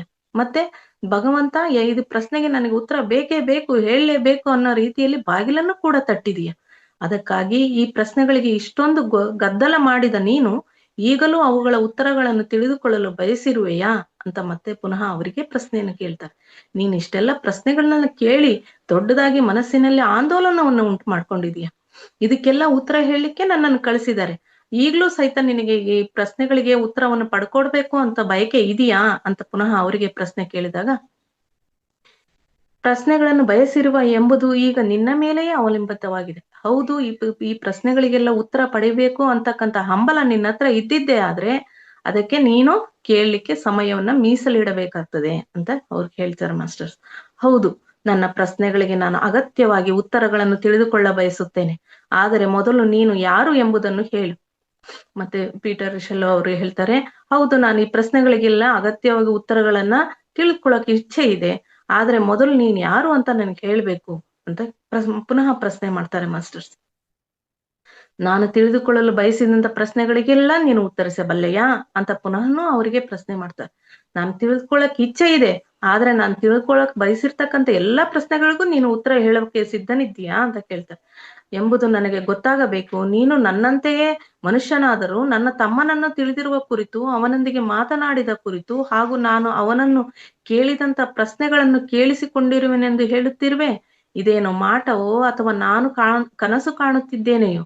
ಸಾಧ್ಯವಾದರೆ ನನಗೆ ಮೊದಲು ವಿಶ್ವಾಸ ನೀಡು. ನಿನ್ನ ಮಾತುಗಳನ್ನು ನಾನು ಒಳ್ಳೆಯ ಶ್ರೋತೃವಿನಂತೆ ಕೇಳುವೆ, ಆದರೆ ತೀರಾ ವಿಶ್ವಾಸವಿಡುತ್ತೇನೆ ಎಂದೇನೂ ಹೇಳಲಾಗದು. ಆದರೆ ಮೊದಲೇ ನನ್ನ ಕುರಿತು ನಿನಗೆ ಬಹಳಷ್ಟು ತಿಳಿದಿದೆ ಎಂಬುದು ಕಂಡುಬರುತ್ತಿದೆ. ನೀನು ಹೇಳುವುದೆಲ್ಲವನ್ನು ನಾನು ಕೇಳುವೆ. ಪೀಟರ್ ರಿಷೆಲ್ಲೋ ಅವರೇ ಅವರಿಗೆ ಪುನಃ ಪ್ರಶ್ನೆ ಮಾಡ್ತಾರೆ ಮಾಸ್ಟರ್ಸ್. ನಾನೆಲ್ಲಾ ಪ್ರಶ್ನೆಗಳಿಗೂ ಉತ್ತರ ಕೇಳ್ಕೊಳ್ಳಿಕ್ಕೆ ಸಿದ್ಧನಿದ್ದೇನೆ, ಆದ್ರೆ ಮೊದಲು ನೀನ್ ಯಾರು ಅನ್ನೋದು ಗೊತ್ತಾಗ್ಬೇಕು. ಜೊತೆಗೆ ನನ್ನ ತಮ್ಮನನ್ನ ಕಳ್ಕೊಂಡಿರೋ ವಿಷಯ ಗೊತ್ತು. ಆ ಸ್ಥಿತಿಯಲ್ಲಿ ನಾನಿರುವಾಗ ನಾನು ಭಗವಂತನಲ್ಲಿ ಕೇಳಿರ್ತಕ್ಕಂಥ ಪ್ರಶ್ನೆಗಳು ನಿನಗೆಲ್ಲ ಗೊತ್ತು ಅಂತ ಅಂದಾಗ, ಇವೆಲ್ಲ ನಿನಗೆ ಗೊತ್ತಿದೆ ಅಂದಾಗ ಇದೇನು ಮಾಟನೋ ಅಥವಾ ನಾನೇ ಆ ರೀತಿಯ ಕನಸು ಕಾಣ್ತಿದ್ದೇನೋ ಗೊತ್ತಾಗ್ತಾ ಇಲ್ಲ. ಆದ್ರೆ ಮೊದಲು ನಿನ್ನ ಮೇಲೆ ನನಗೆ ವಿಶ್ವಾಸ ಬರ್ಬೇಕು. ಆ ವಿಶ್ವಾಸವನ್ನು ಉಂಟು ಮಾಡ್ಬೇಕು ನೀನು. ಆಗ ಮಾತ್ರ ನೀನ್ ಹೇಳಿದ್ದನ್ನೆಲ್ಲವನ್ನು ಕೂಡ ಶ್ರೋತೃವಿನಂತೆ ಕೇಳಿಸ್ಕೊಳ್ತೇನೆ, ಆಗ ನಿನ್ನಲ್ಲಿ ವಿಶ್ವಾಸವಿಟ್ಟು ಕೇಳಿಸ್ಕೊಳ್ತೇನೆ ಅಂತ ಹೇಳ್ತಾರೆ ಮಾಸ್ಟರ್ಸ್. ಆದ್ರೆ ನನ್ನ ಬಗ್ಗೆ ನಿನ್ಗೆ ಬಹಳಷ್ಟು ತಿಳಿದಿರೋದ್ರಿಂದ ನೀನ್ ಹೇಳುವುದೆಲ್ಲವನ್ನು ಕೂಡ ನಾನು ಕೇಳಿಸ್ಕೊತೀನಿ ಅಂತ ಹೇಳಿದಾಗ, ಆಗ ಹೇಳ್ತಾರೆ, ತಿಳಿದುಕೊಳ್ಳಲು ಸ್ವಲ್ಪ ಸಮಯ ಹಿಡಿಯುವುದು. ಇದಕ್ಕಾಗಿ ನೀನು ಸ್ವಲ್ಪ ಸಮಯ ತೆಗೆದಿರಿಸಲು ತಯಾರಾಗಿದ್ದರೆ ನಾನು 1-2 ಗಂಟೆಗಳಷ್ಟು ಸಮಯ ಬಿಡುವು ಮಾಡಿಕೊಂಡು ಆಗಾಗ ಬಂದು ಕಥೆಯನ್ನು ಪೂರ್ಣಗೊಳಿಸುವೆ. ನೀನು ಎಲ್ಲವನ್ನು ಕೇಳಲಿಕ್ಕೆ ಸಿದ್ಧನಿದ್ದೀಯಾ ಅಂತ ಅಂದ್ರೆ, ಇದಕ್ಕೋಸ್ಕರ ನೀನು ನನಗೋಸ್ಕರ ಕೊಡ್ತಕ್ಕಂಥದ್ದು ಸಮಯವನ್ನ, ಆ ಸಮಯವನ್ನ ನಾನು ಬಂದಂತ ಸಮಯದಲ್ಲಿ ಕನಿಷ್ಠ 1-2 ಗಂಟೆಗಳ ಸಮಯವನ್ನ ನನಗೋಸ್ಕರ ಮೀಸಲಿಡ್ಬೇಕಾಗ್ತದೆ. ಆಗ ನಿನ್ನೆಲ್ಲ ಪ್ರಶ್ನೆಗಳಿಗೆ ಉತ್ತರವನ್ನ ಎಲ್ಲವನ್ನು ಹೇಳಿ ಪೂರ್ಣಗೊಳಿಸ್ತೇನೆ ಅಂತ ಹೇಳಿದಾಗ, ನಾನು ಹೇಳುವುದರಲ್ಲಿ ನಿನಗೆ ಪೂರ್ಣ ವಿಶ್ವಾಸ ಮೂಡುವುದು ಎಂದು ನಾನು ಹೇಳಲಾರೆ. ನಾನು ಹೇಳ್ತೇನಷ್ಟೇ. ಅದರಲ್ಲಿ ನಿನಗೆ ಪೂರ್ಣ ವಿಶ್ವಾಸ ಮೂಡುತ್ತೆ ಅಂತನೂ ಕೂಡ ನಾನು ಹೇಳಲಾರೆ. ಆದ್ರೆ ಇಷ್ಟು ಮಾತ್ರ ನಿಜ, ಇಂದಿಗಿಂತ ಎಷ್ಟೋ ಪಾಲು ಸಂತೋಷದಿಂದ ಇರುವೆ ಎಂದು ನಿಶ್ಚಿತವಾಗಿ ಹೇಳುವೆ. ಆದ್ರೆ ಈಗ ದುಃಖದ ಮಡುವಿನಲ್ಲಿ ಮುಳುಗಿ ಈಗ ಇದೆಯಲ್ಲ, ಈ ಸ್ಥಿತಿಗಿಂತ ಸ್ವಲ್ಪ ಸುಧಾರಣಾ ಸ್ಥಿತಿಯನ್ನ ನೀನು ಹೊಂದಲಿಕ್ಕೆ ಸಾಧ್ಯತೆ ಇದೆ ನಾನು ಹೇಳ್ತಕ್ಕಂಥ ಕಥೆಯನ್ನ ಕೇಳಿ ಅಂತ ನಂಬಿಕೆ ನನಗಿದೆ ಅಂತ ಹೇಳ್ತಾರೆ. ಇದೊಂದೇ ಕಾರಣಕ್ಕಾಗಿ ಆದರೂ ಸರಿ ಸಮಯ ನಷ್ಟವಾಗುವುದಿಲ್ಲ. ಪ್ರತಿದಿನ 11 ಗಂಟೆಯ ಸಮಯ ಅನುಕೂಲವಾಗುತ್ತದೆಯೇ ಅಂತ ಕೇಳ್ತಾರೆ. ಇದೊಂದು ನೀನು ಸಂತೋಷವನ್ನ ಪಡಿತೀನಿ ಅನ್ನೋ ವಿಷಯಕ್ಕಾದ್ರೂ ಕೂಡ ನೀನು ನನಗೋಸ್ಕರ ಸ್ವಲ್ಪ ಸಮಯವನ್ನ ಮೀಸಲಿಡು. 11 ಗಂಟೆ ಸಮಯಕ್ಕೆ ನಾನು ದಿನಾಲು ಬರ್ಲಾ ಅಂತ ಕೇಳ್ತಾರೆ. ತಕ್ಷಣವೇ ಹೇಳಿದೆ, ಓಕೆ ಅಂತ ಹೇಳ್ಬಿಟ್ಟು ಅದು ಅವರಿಗೆ ಅನುಮತಿ ನೀಡ್ತಾರೆ ಮಾಸ್ಟರ್ಸ್. ಅನುಕೂಲವಾಗುತ್ತದೆ. ನನ್ನನ್ನು ನಾನು ಎಲ್ಲಿ ನೂಕಿಕೊಂಡೆ ಎಂಬುದು ಸ್ವಯಂ ನನಗೂ ತಿಳಿಯಲಿಲ್ಲ. ಲೇಖಕರು ಹೇಳ್ತಾರೆ, ನಾನೇನೋ ಒಂದೇ ಸರಿ ಅಂತ ಒಪ್ಕೊಂಡ್ಬಿಟ್ಟೆ. ಆದ್ರೆ ನನ್ನನ್ನು ನಾನು ಎಲ್ಲಿ ನೋಡ್ಕೊಂಡೆ ಅಂತಾನೂ ಕೂಡ ಭಯನೂ ಆಯ್ತು. ಏನಾದ್ರೂ ಹೆಚ್ಚು ಕಡಿಮೆ ಎನಿಸಿದ್ರೆ ಮೊದಲನೇ ದಿನದ ನಂತರವೇ ನನಗೆ ಎಳ್ಳು ನೀರು ಬಿಡುವೆನು ಎಂದು ಮಾತ್ರ ತಿಳಿದಿತ್ತು. ಏನಾದ್ರೂ ಮಾಟಗಾರನೋ ಅಂತ ಆ ರೀತಿ ಏನಾದ್ರೂ ಆಗಿದ್ರೆ ಮೊದಲನೇ ಬರ್ಲಿ ನನ್ನ ಹತ್ರ, ಅವತ್ತೇ ಆ ಎಳ್ಳು ನೀರು ಬಿಟ್ಬಿಡ್ತೀನಿ ಅನ್ನೋ ಧೈರ್ಯನೂ ಕೂಡ ಅಂತರಾಳದಲ್ಲಿ ಇತ್ತು. ಮಾತನಾಡಲು ನಾನು ತಲೆ ಎತ್ತಿದೆ, ಆದರೆ ಅಷ್ಟರಲ್ಲಿ ಅವನು ಹೋಗಿದ್ದನು. ಹಾ ಸರಿ ಅಂತ ಹೇಳಿದ್ದಷ್ಟೇ. ಮತ್ತೆ ಈ ಆಲೋಚನೆ ತಲೆಯಲ್ಲಿ ಬಂತು, ಅವನೇನಾದ್ರೂ ಮಾಟಗಾರನಾಗಿರ್ಬೋದಾ, ಹಂಗೇನಾದ್ರೂ ಅವನಿಗೆ ಒಂದು ಗತಿ ಕಾಣಿಸ್ತೀನಿ ಅನ್ನೋ ಆಲೋಚನೆ ತಲೆಯಲ್ಲಿ ಬರೋಷ್ಟರಲ್ಲಿ ತಲೆಯಲ್ಲಿ ಬಂದು ಹೋಯ್ತು. ಅದಾದ ನಂತರ ಆತನನ್ನು ನೋಡುವ ಅಂತ ತಲೆ ಎತ್ತಿದ್ರೆ ಅಷ್ಟರಲ್ಲಿ ಆತ ಮಾಯವಾಗಿದ್ದ. ಆಗ ತಲೆ ಎತ್ತಿದ್ರೆ ಅಷ್ಟರಲ್ಲಿ ಅವನು ಹೋಗಿದ್ದನು. ಅಲ್ಲಿ ಯಾರು ಇರಲಿಲ್ಲ. ಆದರೆ ಬಾಗಿಲು ತೆರೆದ ಹಾಕಿದ ಸಪ್ಪಳನೂ ಕೇಳಿಸಲಿಲ್ಲ. ನಾನೇನು ಕನಸು ಕಾಣುತ್ತಿರುವೇನೋ, ಇಲ್ಲವೇ ಚಿಂತೆಯಿಂದ ಅಥವಾ ನಿದ್ರೆಯ ಕೊರತೆಯಿಂದಾಗಿ ನನಗೆ ಬುದ್ಧಿ ಭ್ರಮಣೆಯಾಗಿದೆಯೋ ಎಂದು ಆಲೋಚಿಸತೊಡಗಿದ. ಪುನಃ ಮತ್ತೇನು ಕೂಡ ಅದೇ ಆಲೋಚನೆ ತಲೆಯಲ್ಲಿ ಬಂತು. ನಿಜವಾಗಿಯೂ ಯಾರನ್ನಾದರೂ ನನಗೆ ಭೇಟಿ ಮಾಡಿಸಲು ಕರೆದುಕೊಂಡು ಬಂದಿದ್ದೇನೆ ಎಂದು ನೌಕರನನ್ನು ಕರೆದು ಕೇಳಿದೆ. ನನ್ನನ್ನು ಭೇಟಿ ಮಾಡಿಸ್ಲಿಕ್ಕೆ ನೀನ್ ಕರೆದುಕೊಂಡು ಬಂದಿದ್ದು ನಿಜನಾ ಅಂತ ಕೇಳಿದಾಗ ಆತ ಹೇಳಿದ, ಹೌದು, ಕರೆದುಕೊಂಡು ಬಂದಿದ್ದು ನಿಜ ಎಂದು ಹೇಳಿದನು. ಅವನು ವಾಪಸ್ ಹೋಗುವಾಗ ನೀನು ನೋಡಿದೀಯಾ ಎಂದು ಕೇಳಿದೆ. ಅವನು ಸ್ಪಷ್ಟವಾಗಿ ಇಲ್ಲವೆಂದು ಹೇಳ್ದ. ಅವನು ವಾಪಸ್ ಹೋಗಿದ್ದನ್ನು ನೋಡಿದೆ, ಕರೆದುಕೊಂಡು ಬಂದಿದ್ ನಿಜ, ನಾನು ಸಂಭಾಷಣೆ ನಡೆಸಿದ್ದು ನಿಜಾನೇ, ಆದ್ರೆ ವಾಪಸ್ ಹೋಗಿದ್ದನ್ನು ನೀನ್ ನೋಡಿದ್ಯಾ ಅಂತ ಕೇಳಿದ. ಇಲ್ಲ ಅಂತ ಹೇಳ್ದ. ನನ್ನ ಕೋಣೆಯಿಂದ ಹೊರ ಬಂದ ಮೇಲೆ ಮನೆಯ ಮುಖ್ಯ ದ್ವಾರದಿಂದಲೇ ಹೊರಗೆ ಹೋಗಬೇಕು, ತನಗೆ ಗೊತ್ತಾಗದೇ ಇರುವುದು ಸಾಧ್ಯವೇ ಇಲ್ಲ ಎಂದು ಅವನು ದೃಢ ವಿಶ್ವಾಸದಿಂದ ಹೇಳಿದನು. ಅವನು ಮೇಲೆ ಕರೆದುಕೊಂಡು ಬಂದಿದ್ದೇನೆಂದ ಮೇಲೆ ಹೊರಗೆ ಹೋಗುವ ನೋಡದೇ ಇದ್ದರೆ ಅವನೆಲ್ಲಿ ಹೋದನು? ಈ ಪ್ರಶ್ನೆನೂ ಕೂಡ ಮೂಡ್ತು. ನನ್ನ ನೌಕರನೇ ಸುಳ್ಳು ಹೇಳುತ್ತಾದನೆ ಎಂಬ ಅನುಮಾನವೂ ಬಂತು. ಇನ್ನು ಏನಿದ್ದರೂ ನಾಳೆಯೇ ಗೊತ್ತಾಗ್ಬೇಕು. ಇವೆಲ್ಲ ಪ್ರಶ್ನೆಗಳಿಗೆ ಉತ್ತರ ಪುನಃ ಮತ್ತೆ ನಾಳೆನೆ ಗೊತ್ತಾಗ್ಬೇಕು. ನಾಳೆ 11 ಗಂಟೆಗೆ ಬರುತ್ತಾನೋ ಇಲ್ಲವೋ ಎಂಬುದನ್ನು ನೋಡೋಣ, ದಾರಿ ಕಾಯೋಣ. 11 ಗಂಟೆಗೆ ನಾನು ನನ್ನ ಕೋಣೆಯಲ್ಲೇ ಇರುವೆ. ಅವನು ನಾಳೆ ಹೆಂಗ್ ಬರ್ತಾನೆ ಏನನ್ನೋದನ್ನು ಸರಿಯಾಗಿ ಗಮನಿಸೋಣ. ನಾಳೆ ಬಂದೇ ಬರ್ತಾನೋ ಇಲ್ವೋ ಗೊತ್ತಾಗುತ್ತೆ ಅಂತ ಹೇಳಿಬಿಟ್ಟು 11 ಗಂಟೆಗೆ ಕಾಯೋಣ ಅಂತ ಇರುವೆ. ಅತ್ಯಂತ ವಿಪರ್ಯಾಸದ ಸಂಗತಿ ಎಂದರೆ ನನಗೆ ಅಂದು ರಾತ್ರಿ ನಿದ್ರೆ ಬಂತು. ಟೆಲಿಗ್ರಾಮ್ ಬಂದಾಗಿನಿಂದ ನಾನು ಇಲ್ಲಿವರೆಗೆ ಮಲಗೇ ಇರಲಿಲ್ಲ. ಟೆಲಿಗ್ರಾಮ್ ಸುದ್ದಿ ತಲುಪಿದ 3 ದಿನಗಳ ಕಾಲ ನಿದ್ರೆನೆ ಬಂದಿರಲಿಲ್ಲ. ಆದ್ರೆ ಆ ಜೀವಾತ್ಮ ಬಂದು ಸಂಭಾಷಣೆ ನಡೆಸಿದ ನಂತರ ರಾತ್ರಿ ನಿದ್ದೆ ಬಂತು. ಟೆಲಿಗ್ರಾಮ್ ಬಂದಾಗಿನಿಂದ ನಿದ್ರೆ ಬಂದಿರಲಿಲ್ಲ. ಬೆಳಿಗ್ಗೆ ಎದ್ದಾಗ ನಾನು ಚಾರ್ಲ್ಸ್ನೊಂದಿಗೆ ಮಾತನಾಡುತ್ತಿದ್ದೇನೆ, ಅವನಿಗೆ ಈ ಅತಿಥಿಯ ಕುರಿತಾಗಿಯೂ ಹೇಳುತ್ತಿದ್ದೇನೆ ಎಂದು ಅನಿಸಿತು. ಅಂದ್ರೆ ಅವನು ತಮ್ಮನ ಜೊತೆ ಮಾತಾಡ್ತಿದ್ದೀನೇನೋ, ಆ ಅತಿಥಿ ಬಗ್ಗೆನು ಹೇಳ್ತಾ ಇದ್ದೀನೇನೋ ಅಂತಕ್ಕಂತನೂ ಕೂಡ ಅನಿಸ್ತು. ಇದನ್ನು ಹೇಳಿದ ಮೇಲೆ ಕನಸಿನಲ್ಲಿ ಚಾರ್ಲ್ಸ್ನಿಗೆ ಏನೂ ಆಶ್ಚರ್ಯವೆನಿಸಲಿಲ್ಲ. ಹೀಗಾಗಿ ನನ್ನ ಭಾರತೀಯ ಮಿತ್ರನು ಇಂದು ಬರುವನು ಎಂದು ನನಗೆ ವಿಶ್ವಾಸವೂ ಉಂಟಾಯಿತು. ಆ ಚಾರ್ಲ್ಸ್ ಕನಸಿನಲ್ಲಿ ಮಾತಾಡಿರ್ತಕ್ಕಂಥದ್ದು ತಮ್ಮನೊಂದಿಗೆ ಹೇಳಿದ, ಅದನ್ನು ಕೇಳಿಬಿಟ್ಟು ಆತನಿಗೆ ಯಾವುದೇ ರೀತಿಯ ಭಾವನೆ ವ್ಯಕ್ತಪಡಿಸ್ಲಿಲ್ಲ. ಅಂದ್ರೆ ಅವನು ಬಂದೇ ಬರ್ತಾನೆ ಅನ್ನೋ ವಿಶ್ವಾಸ ಉಂಟಾಯಿತು. ನನ್ನ ಗಮನಕ್ಕೆ ಬಾರತೆ ಅದು ಹೇಗೆ ಅವನು ಇಲ್ಲಿಂದ ಪಾರಾಗಿ ಹೋದ ಎಂಬುದನ್ನು ಕೇಳಲೇಬೇಕು ಎಂದು ನಿಶ್ಚಯಿಸಿಕೊಂಡೆ. ನನಗೆ ಹೇಳ್ದನೆ ಹೆಂಗೋದ ಅನ್ನೋದನ್ನ ಕೇಳ್ಬೇಕಿವತ್ತು ಅಂತಕ್ಕಂಥದ್ದನ್ನ. ಇನ್ನು ಮುಖ್ಯ ದ್ವಾರವು ತೆರೆದಿರಬೇಕು, ಏಕೆಂದ್ರೆ ಸರಿಯಾಗಿ 11 ಗಂಟೆಗೆ ನನಗೆ ಮಧುರ ಧ್ವನಿಯೊಂದು ನನ್ನ ಮೊಳಕೈ ಸಮೀಪವೇ ಕೇಳಿಸಿತು. 11 ಗಂಟೆ ಯಾವಾಗ ಆಗುತ್ತೆ, ಅವನು ಎಲ್ಲಿಂದ ಬರ್ತಾನೆ, ಹೇಗ್ ಬರ್ತಾನೆ ಅಂತ ಕಾದ್ಕೊಂಡಿರುವಾಗ್ಲೇ ಒಂದು ಮಧುರವಾದ ಧ್ವನಿ ಆ ಈ ಕುರ್ಚಿ ಮೇಲೆ ಕೂತಾಗ ಇರ್ತಕ್ಕಂಥ ಮೊಣಕೈ ಸಮೀಪನೆ, ಸರಿ, ಈಗ್ಲೂ ನೀನು ನಿನ್ನ ಪ್ರಶ್ನೆಗಳಿಗೆ ಉತ್ತರವನ್ನು ಹೊಂದ ಬಯಸುತ್ತೀಯಾ ಎಂಬುದನ್ನು ಹೇಳು. ಅಂದ್ರೆ ನಿನ್ನೆ ಅಷ್ಟೇ ಹೂ ಅಂದಂಗಲ್ಲ, ಇವತ್ತು ಕೂಡ ನಿನ್ನಲ್ಲಿ ಮೂಡಿದಂತ ಪ್ರಶ್ನೆಗಳಿಗೆ ಉತ್ತರವನ್ನ ಹೊಂದ್ಲಿಕ್ಕೆ ಬಯಸ್ತೀಯಾ ಅಂತಕ್ಕಂಥದ್ದನ್ನ ಹೇಳು ಅಂತ ಧ್ವನಿ ಬಂತು. ಅವನು ಬರುವುದನ್ನು ನಾನು ನೋಡಲೇ ಇಲ್ಲ. ಆದರೆ ವಿಚಿತ್ರವೆಂದರೆ ಅವನ ಧ್ವನಿಯನ್ನು ಕೇಳಿ ನಾನು ಪುನಃ ನಿರುಮ್ಮಳ ಆದೆನು. ಆದ್ರೆ ಅವನು ಬಂದದ್ದನ್ನಂತೂ ಕಾಣ್ಲಿಲ್ಲ. ಆದ್ರೆ ಧ್ವನಿ ಮಾತ್ರ ನಿನ್ನೆಯದೇ ಧ್ವನಿ. ಅದನ್ನ ಕೇಳಿಬಿಟ್ಟು ನನಗೆ ಪುನಃ ಏನೋ ಒಂದು ಆತಂಕ ಅಂತಕ್ಕಂಥದ್ದು ನಿವಾರಣೆ ಆದಂತೆ ಆಯ್ತು. ನಾನು ಉತ್ತರಿಸಿದೆ, ನಿಶ್ಚಿತವಾಗಿಯೂ ನಾನು ತಯಾರಾಗಿದ್ದೇನೆ. ಯಾವುದೇ ಶಿಷ್ಟಾಚಾರದ ಮಾತುಗಳಿಲ್ಲದೆ ಅವನು ಕೆಳಗೆ ಕುಳಿತುಕೊಂಡನು. ಬಂದವನೇ ಯಾವುದೇ ಶಿಷ್ಟಾಚಾರದ ಅಂದ್ರೆ ಬನ್ನಿ ಕುಳಿತುಕೊಳ್ಳಿ ಅಂತಕ್ಕಂಥ ಶಿಷ್ಟಾಚಾರದ ಮಾತುಗಳಿಲ್ಲದೆ ಹಾಸುಗಂಬಳಿಯ ಮೇಲೆ ಸುಖಾಸನದಲ್ಲಿ ಕುಳಿತುಕೊಂಡನು. ನಾನು ನನ್ನ ಕುರ್ಚಿಗೆ ಹೊರಗೆ ಕುಳಿತುಕೊಂಡೆನು. ನಾನೇನು ಕೇಳಿರದಂತ ಕಥೆಯನ್ನು ಅವನು ಹೇಳಲು ಆರಂಭಿಸಿದನು. ಎಂದೂ ಕೂಡ ಈ ಹಿಂದೆ ಎಂದೂ ಕೇಳಿರದಂತ ಕಥೆಯನ್ನ ಹೇಳಲಿಕ್ಕೆ ಪ್ರಾರಂಭ ಮಾಡಿದ. ಈಗಲೂ ನಾನಿದನ್ನು ಸಂಪೂರ್ಣವಾಗಿ ಅರ್ಥ ಮಾಡಿಕೊಳ್ಳಲಾಗಿಲ್ಲ. ಇವತ್ತಿಗೂ ಕೂಡ ಆ ಕಥೆಯನ್ನ ಸಂಪೂರ್ಣವಾಗಿ ಅರ್ಥ ಮಾಡ್ಕೊಳ್ಳಕ್ಕಾಗಿಲ್ಲ. ಆದರೂ ನನಗೆ ಸತ್ಯ ಮತ್ತು ವಿಶ್ವಾಸನೀಯ ಆಗಿದೆ ಎನಿಸಿತು. ಆದ್ರೆ ಅರ್ಥ ಎಷ್ಟರ ಮಟ್ಟಿಗೆ ಆಗಿದೆ ತಿಳಿದಿಲ್ಲ. ಆದ್ರೆ ಅದು ಮಾತ್ರ ಸತ್ಯ ಅಂತಕ್ಕಂಥದ್ದು ಮತ್ತು ವಿಶ್ವಾಸನೀಯ ವಿಷಯ ಅಂತಕ್ಕಂಥದ್ದು ಅರಿವಿದೆ. ಸಹೃದಯರಿಗೂ ಹಾಗೆ ಅನಿಸುವುದು ಎಂದು ನನ್ನ ಆಶಯವಾಗಿದೆ. ಅಂದ್ರೆ ನಾವು ಪ್ರತಿಯೊಬ್ರು ಕೂಡ ಹೇಳ್ತೀವಿ ಮಾಸ್ಟರ್ಸ್, ನಾವು ಯಾವ ಯಾವ ಹಂತದ ಜ್ಞಾನವನ್ನು ಪಡೆಯ ಹೋಗ್ತವೋ ಆ ಲೆವೆಲ್ಲಿನ ಜ್ಞಾನ ನಮ್ಮೆಡೆಗೆ ಬರ್ತಾ ಹೋಗ್ತದೆ ಅಂತ ಹೇಳ್ಬಿಟ್ಟು, ನಾವು ಜ್ಞಾನವನ್ನು ಪಡಿತಾ ಪಡಿತಾ ಪಡಿತಾ ಹೆಚ್ಚು ಪ್ರಜ್ಞಾನಿಗಳಾದಾಗ ನಮಗೆ ವಿಷಯ ಅಂತಕ್ಕಂಥದ್ದು ಸುಲಲಿತವಾಗಿ ಅರ್ಥವಾಗ್ತದೆ. ಇಲ್ಲವಂದ್ರೆ ಕಷ್ಟ ಪಟ್ಕೊಂಡಾಗ್ಲಿ ಅದ್ರ ಜೊತೆ ತರ್ಕವಾಗಿ ಯುದ್ಧ ಮಾಡ್ತಾ ಅರ್ಥ ಮಾಡ್ಕೊಳ್ತಾ ಹೋಗ್ಲೇಬೇಕಾಗ್ತದೆ ಮಾಸ್ಟರ್ಸ್. ಮುಂದಿನ ದಿನಗಳಲ್ಲಿ ನಮ್ಮಿಬ್ಬರಲ್ಲಿ ಸ್ವಲ್ಪ ಮಟ್ಟಿಗೆ ಮಾತುಕತೆ ಜರುಗಿತು. ಮೊದಲನೇ ದಿನ ಬಂದಂತೆಯೇ ಅವನು ಬರುತ್ತಾನೆ. ಒಮ್ಮೊಮ್ಮೆ 1 ಗಂಟೆ ಮಾತನಾಡಿದರೆ ಮುಂಜಾನೆಯವರೆಗೂ ಮಾತು ಮುಂದುವರಿಸುತ್ತಿತ್ತು. ಹೇಳಿ ಮುಗಿಸಿದ ಮೇಲೆ ಭಾರತೀಯ ಶೈಲಿಯಂತೆ 2 ಕೈ ಜೋಡಿಸಿ ನಮಸ್ಕಾರ ಹೇಳಿ ಹೊರಟು ಹೋಗುತ್ತಾನೆ. ಒಮ್ಮೊಮ್ಮೆ ನನ್ನ ಬುದ್ಧಿಗೆ ಸುಸ್ತಾದಂತೆ ಅನಿಸುತ್ತಿತ್ತು. ಅವನ ಕಥೆಯ ವಿಚಿತ್ರ ಸಂಗತಿಗಳು ನನ್ನ ಮೆದುಳಿನಿಂದ ತುಂಬಿ ತುಳುಕುತ್ತಿವೆ ಎನ್ನಿಸುತ್ತಿತ್ತು. ನನ್ನ ಸ್ಥಿತಿಯನ್ನು ನೋಡಿ ಮಾತನ್ನು ಅಷ್ಟಕ್ಕೆ ನಿಲ್ಲಿಸಿ ತಟಕ್ಕನೆ ಏನು ಹೇಳದೆ ಕೋಣೆಯಿಂದ ಹೊರಟು ಹೋಗುತ್ತಿದ್ದನು. ಮಾರನೆಯ ದಿನ ಯಾವುದೇ ಹೊಸ ಪೀಠಿಕೆ ಇಲ್ಲದೆ ನಿನ್ನೆ ನಿಲ್ಲಿಸಿದ ವಾಕ್ಯದಿಂದಲೇ ಪುನಃ ಆರಂಭಿಸುತ್ತಿದ್ದನು.